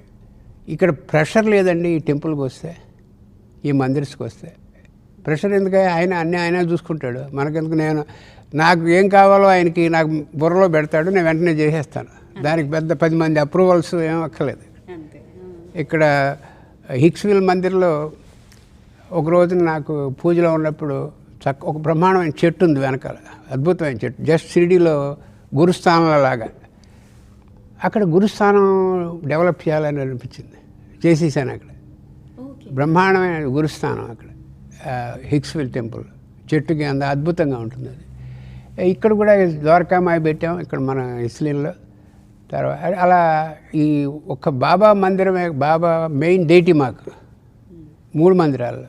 తక్కిన వాళ్ళందరూ కూడా ఉంటారు, శివుడు, గణేష, బాలసుబ్రహ్మణ్యం, మురుగన్, నా రామ్ పరివార్, రాధాకృష్ణ, లక్ష్మీ అమ్మవారు, నవగ్రహాలు అన్ని 3 టెంపుల్లో ఉంటాయి. ఇంకా మాకు బ్లెస్సింగ్ ఏమిటంటే మంచి Sanskrit pundits, highly Vedic pundits కూడా దొరికారు. సో దాంతో ఈ రిలీజియస్కి సంబంధించిన విషయాలన్నీ చక్కగా జరుగుతున్నాయి 3 గుళ్ళల్లోనూ. చాలా సంతోషం. సో ఇప్పుడు ఈ పాస్ట్ 2 years నుంచి ఎలాంటి యాక్టివిటీస్ జరుగుతున్నాయి అండ్ ఇప్పుడు కొంచెం ఈజ్ అవుతున్నాయి కదా రెస్ట్రిక్షన్స్, ఎలాంటి యాక్టివిటీస్ జరగబోతున్నాయి ఈ 3 మందిరాల్లో? బాగుంది, కరెక్ట్ క్వశ్చన్. ఈ మన ఇంకో అదృష్టం, నాకు హ్యాపీనెస్ ఏంటంటే ఈ కోవిడ్ పాండమిక్ వల్ల ఈ 3 గుళ్ళల్లో, 3 టెంపుల్స్లో, 3 మందిర్స్లో కూడా ఒక్కరోజు కూడా మేము అర్చనలు ఆపలేదు, అభిషేకాలు, ఆరతులు కానీ అభిషేకాలు కానీ ఎక్కడ ఒక్కరోజు కూడా ఆపలేదు. అది thanks to all my support team. And అదే కాకుండా ఇప్పుడు రిలాక్స్ చేశారు కదా రూల్స్ అన్ని, గవర్నమెంట్ చేసింది, ఎంతమంది అయినా వెళ్ళచ్చు టెంపుల్స్కి, చర్చెస్ కానీ. అయినా కూడా ఎక్స్ట్రా సేఫ్టీ మెజర్ కింద everybody entering in to our mandirs they have to wear a mask. In spite of everybody said, oh, you don't need anything if you are vaccinated. But as a precaution, and all our devotees follow that very religiously. Mask లేకుండా లోపల రారు. ఇక తక్కినవన్నీ మేము ఆపేసాం, temperature చూడటం, sanitiser, ఇవన్నీ is optional if you want to do that. But at least mask, you can participate in the bhajans, abhishekam, sit next to each other with 2 to 3 feet distance. So అవి చక్కగా జరుగుతాయి 3 మందిర్స్లో విత్ బాబాస్ బ్లెస్సింగ్స్. అదే చాలా సంతోషం doctor గారు. So మీరు సాయి సచ్చరిత చదివిన వాళ్ళందరికీ తెలుసు, హేమత్ పంత్ స్టార్టింగ్లో అంటారు, ఈ పని నాకు అప్పచెప్పాడో లేదో బాబా, నేను రాద్దాం అనుకుంటున్నాను కానీ ఆయన బ్లెస్సింగ్స్ కావాలి అని. బట్ ఆయనే బాబా బ్లెస్సింగ్స్ తీసుకొని రాశారు. సో అలాగే మీరు కూడా అనుకొని ఈ టెంపుల్స్ అన్నీ కూడా నిర్మాణం చేయించి వాటిలో చక్కగా పూజలు అన్నీ కూడా జరిపిస్తున్నారు. చాలా సంతోషం. సో మీరు ఎంతో ప్రేమగా నిర్మించిన ఈ మందిరాలకి చాలామంది వచ్చారు, చాలామంది ఇండియన్ డిగ్నిటరీస్ కూడా వచ్చారు కదా, వాటి విశేషాలు తెలియజేస్తారా? చాలామంది వచ్చారు, I'm very happy. Swamijis, Vishwayogi Vishwanji Maharaj, my personal guru also. In addition చెప్తాను అందరికీ, నేను షిరిడి సాయిబాబా ఆయన అవధూత రూపంలో ఆయన ఇందులో ఉన్నారు, సమాధికి వెళ్ళారు, ఆయన జ్ఞానయోగం. ఈ నాకు living God is విశ్వయోగి Vishwanji Maharaj అని చెప్తారు. ఇలాగే చాలామంది వచ్చారు అక్కడికి. నాకు మన ఈయన కుర్తాళం స్వాముల వారు, ఇంకా ఎంతోమంది స్వాములు. ఇంకా మన కామన్గా అందరికీ తెలిసిన పేర్లు ఈ పండిట్ జ్యస్రాజ్ది చిన్న ఇంట్రెస్టింగ్ మినీ స్టోరీ. ఎవరో పండిట్ జ్యస్రాజ్ వస్తున్నాడు, అంత 10 నిమిషాల కన్నా ఎక్కువ ఉన్నాను చెప్పారండి అన్నారు. అది వాళ్ళ అదృష్టం అయ్యా, నేను అడగను, ఇది ఆల్ అప్ టు బాబా. ఎవడు రావాలో ఎవడు రావట్లేదో ఈ మొహమాటాలు ఇవన్నీ మనకేం అక్కర్లేదు, ఎందుకంటే అన్నీ ఆయనే చూసుకుంటాడు. సో పండిట్ జ్యస్రాజ్ వచ్చాడు, వచ్చి 10 నిమిషాలు ఉంటానన్నాడు మా దగ్గర, అంతకన్నా ఉండను నేను అన్నాడు. ఆ మెట్లు ఎక్కాడు బాబా. మెట్లు 3 మెట్లు ఉంటాయి మాకు మండపం మీదకి వెళ్ళేందుకు. ఆ 2వ మెట్టు దండం పెట్టుకు వచ్చాడు, 2వ మెట్టు మీద కూర్చున్నాడు. 1.5 గంటల భజన్స్ పాడాడమ్మా, 1.5 గంటల భజన్స్. అది ఇంకొక మిరకిలే, అదే పెద్ద మిరకిల్. అలా అట్రాక్ట్ చేసేస్తాడు స్వామి, ఎవరికి ఏ డిజర్వింగ్. మీరు అన్నట్టుగా ఆయన హేమంత్ పంత్ని పుస్తకం రాయమన్నట్టుగా, ఆయన మీరు కనుక డిజర్వింగ్ పర్సన్ అయితే మీ ఏ టాలెంట్ ఉంటే దాన్ని ప్రమోట్ చేసి ఆయన భక్తులు ఉపయోగపడేట్టుగా చేసుకుంటారు ఆయన. ఇప్పుడు నాది పెద్ద నేను డాక్టర్, నా టాలెంట్ డాక్టర్ కింద నేను ఒప్పుకుంటాను. ఇవన్నీ నాకు సంబంధం లేదు కదా. అది నాకు అడ్మినిస్ట్రేటివ్ టాలెంట్ ఉంది. ఎందుకంటే I run big hospitals in Manhattan and cancer centres.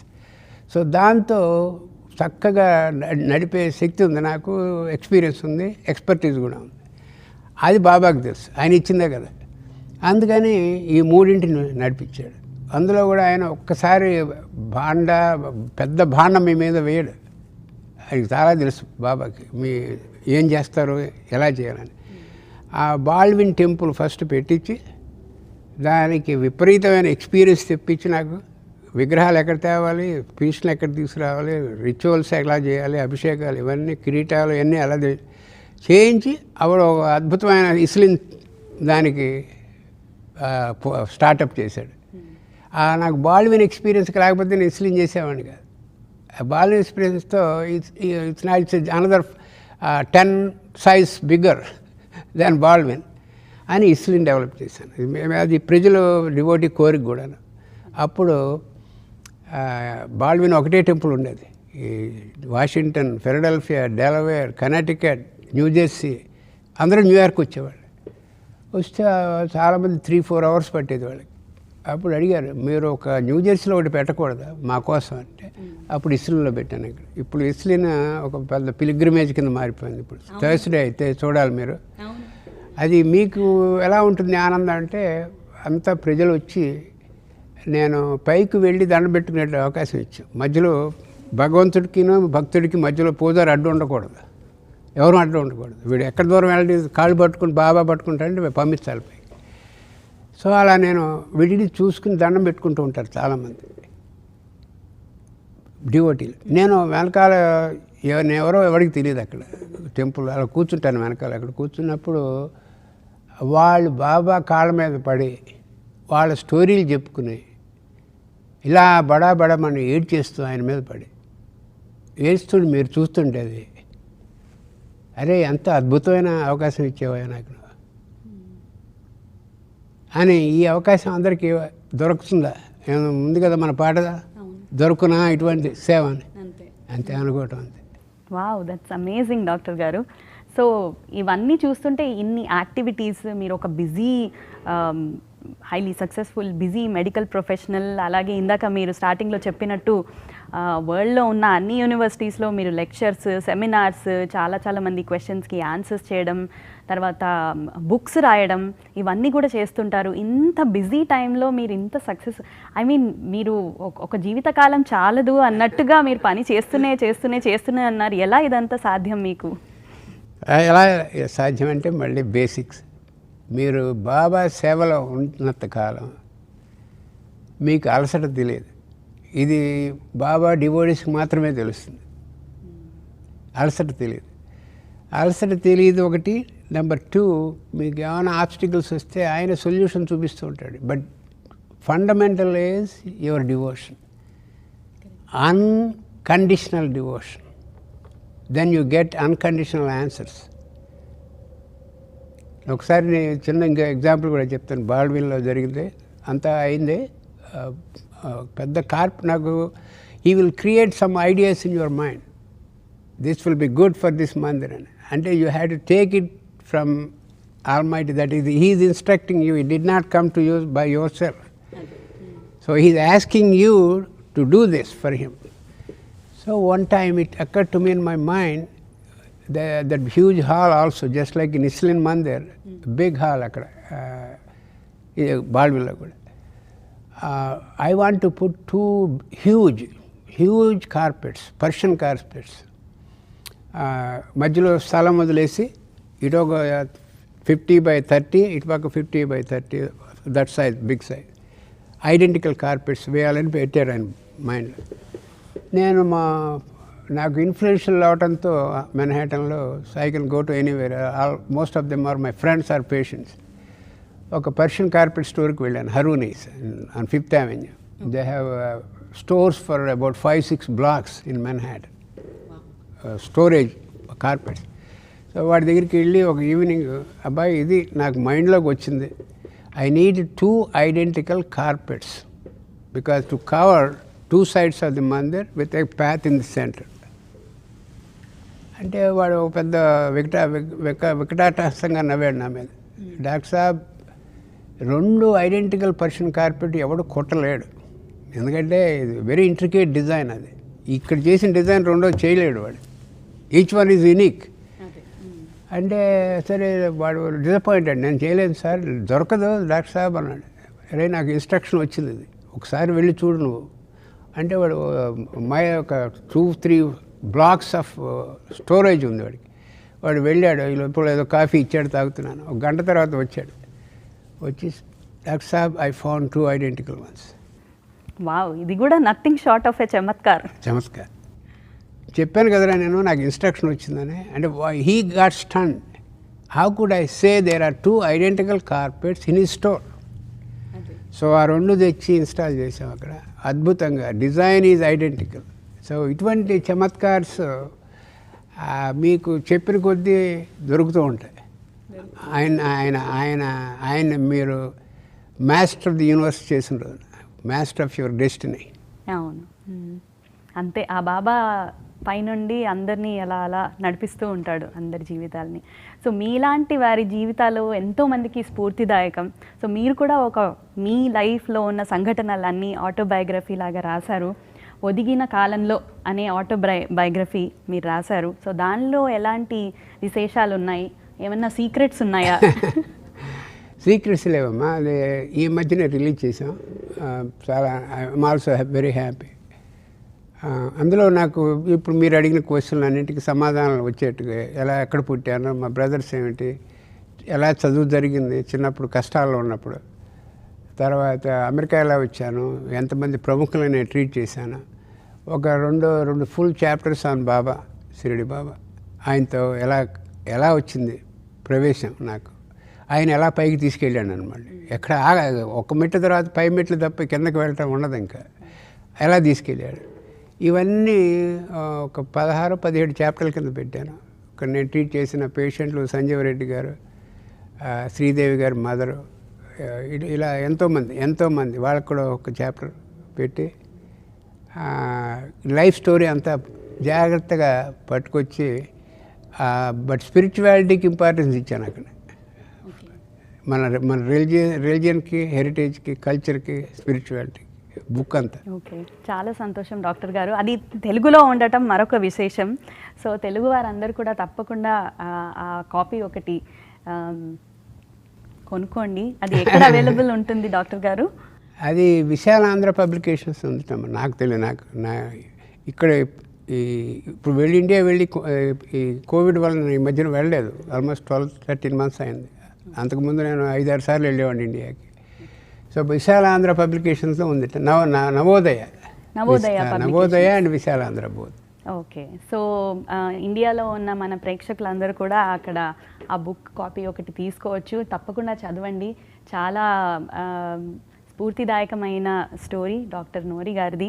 And thank you so much once again doctor గారు. ఈరోజు మీ బిజీ స్కెడ్యూల్లో నుంచి చాలా సమయం కేటాయించి ఇంకా మోస్ట్ ఇంపార్టెంట్ పర్సన్ నేను చివరికి చెప్పి, వీటన్నింటికి నాకు సహాయం చేసిన మా మిస్సెస్ సుభద్ర నోరి కూడా చాలా హెల్ప్ చేశారు ఈ ప్రాజెక్ట్స్లో. ఎక్కడ నో అనకుండా, ఎందుకంటే ఇంట్లో వాళ్ళు నో అంటే మనం ముందుకు వెళ్ళడం కష్టం. సో ఈ జాగ్రత్తగా అన్నీ చేసుకుంటూ రావడం కాకుండా ఆవిడలో కూడా భక్తిభావం తీసుకొస్తారు బాబా. మీరు రైట్ఫుల్గా రైట్ మెథడ్లో ఉన్నప్పుడు డివోషన్, మీ చుట్టూ ఉన్న వాళ్ళందరికీ కూడా విపరీత భక్తిభావం తెచ్చి ఈ సేవే మెయిన్ స్టే కింద పెడతాడు. Is exceptional divinity and for most of devotees he is living God. 1918లో వెళ్ళారని పుస్తకాల కోసం రాసాం. బట్ ఆయన ఎక్కడికి వెళ్ళలేదు, మన హృదయాల్లో ఉన్నారు. సాయి అంటే ఓయి అనే పద్ధతి అయింది. ఇంకోటి ఆఖరిగా మన ఉపనిషత్తులు, మన స్క్రిప్చర్స్, ఇది ఒక చిన్న మినీ కంక్లూషను. నేను ఒకసారి బాంబే నుంచి షిరిడి చాలాసార్లు పెడుతూ ఉంటాను. ఇప్పుడు అక్కడ షిరిడి పెద్ద హాస్పిటల్ ఒకటి ఉంది, దానికి కూడా చీఫ్ సైంటిఫిక్ అడ్వైజర్ కింద చేస్తున్నాను, బోర్డు మెంబర్ కింద. సో అక్కడ అన్ని ప్రివిలేజెస్ ఉన్నాయి. అది పర్సనల్గా కావాలని తెచ్చుకున్నాను అది నేను, ఎందుకంటే అక్కడికి వెళ్తే చక్కగా ఉంటుందని చెప్పి షిరిడి.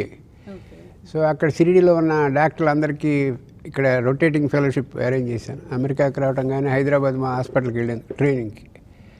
ఇలా ఒకసారి బాంబే నుంచి షిరిడి పెడుతుంటే కార్లో డిస్కషన్లో చాలామంది ఇలా నడిచి పెడుతున్నారు. బాంబే నుంచి పాదయాత్ర చేస్తారు షిరిడి దాకా. బాంబే నుంచి షిరిడి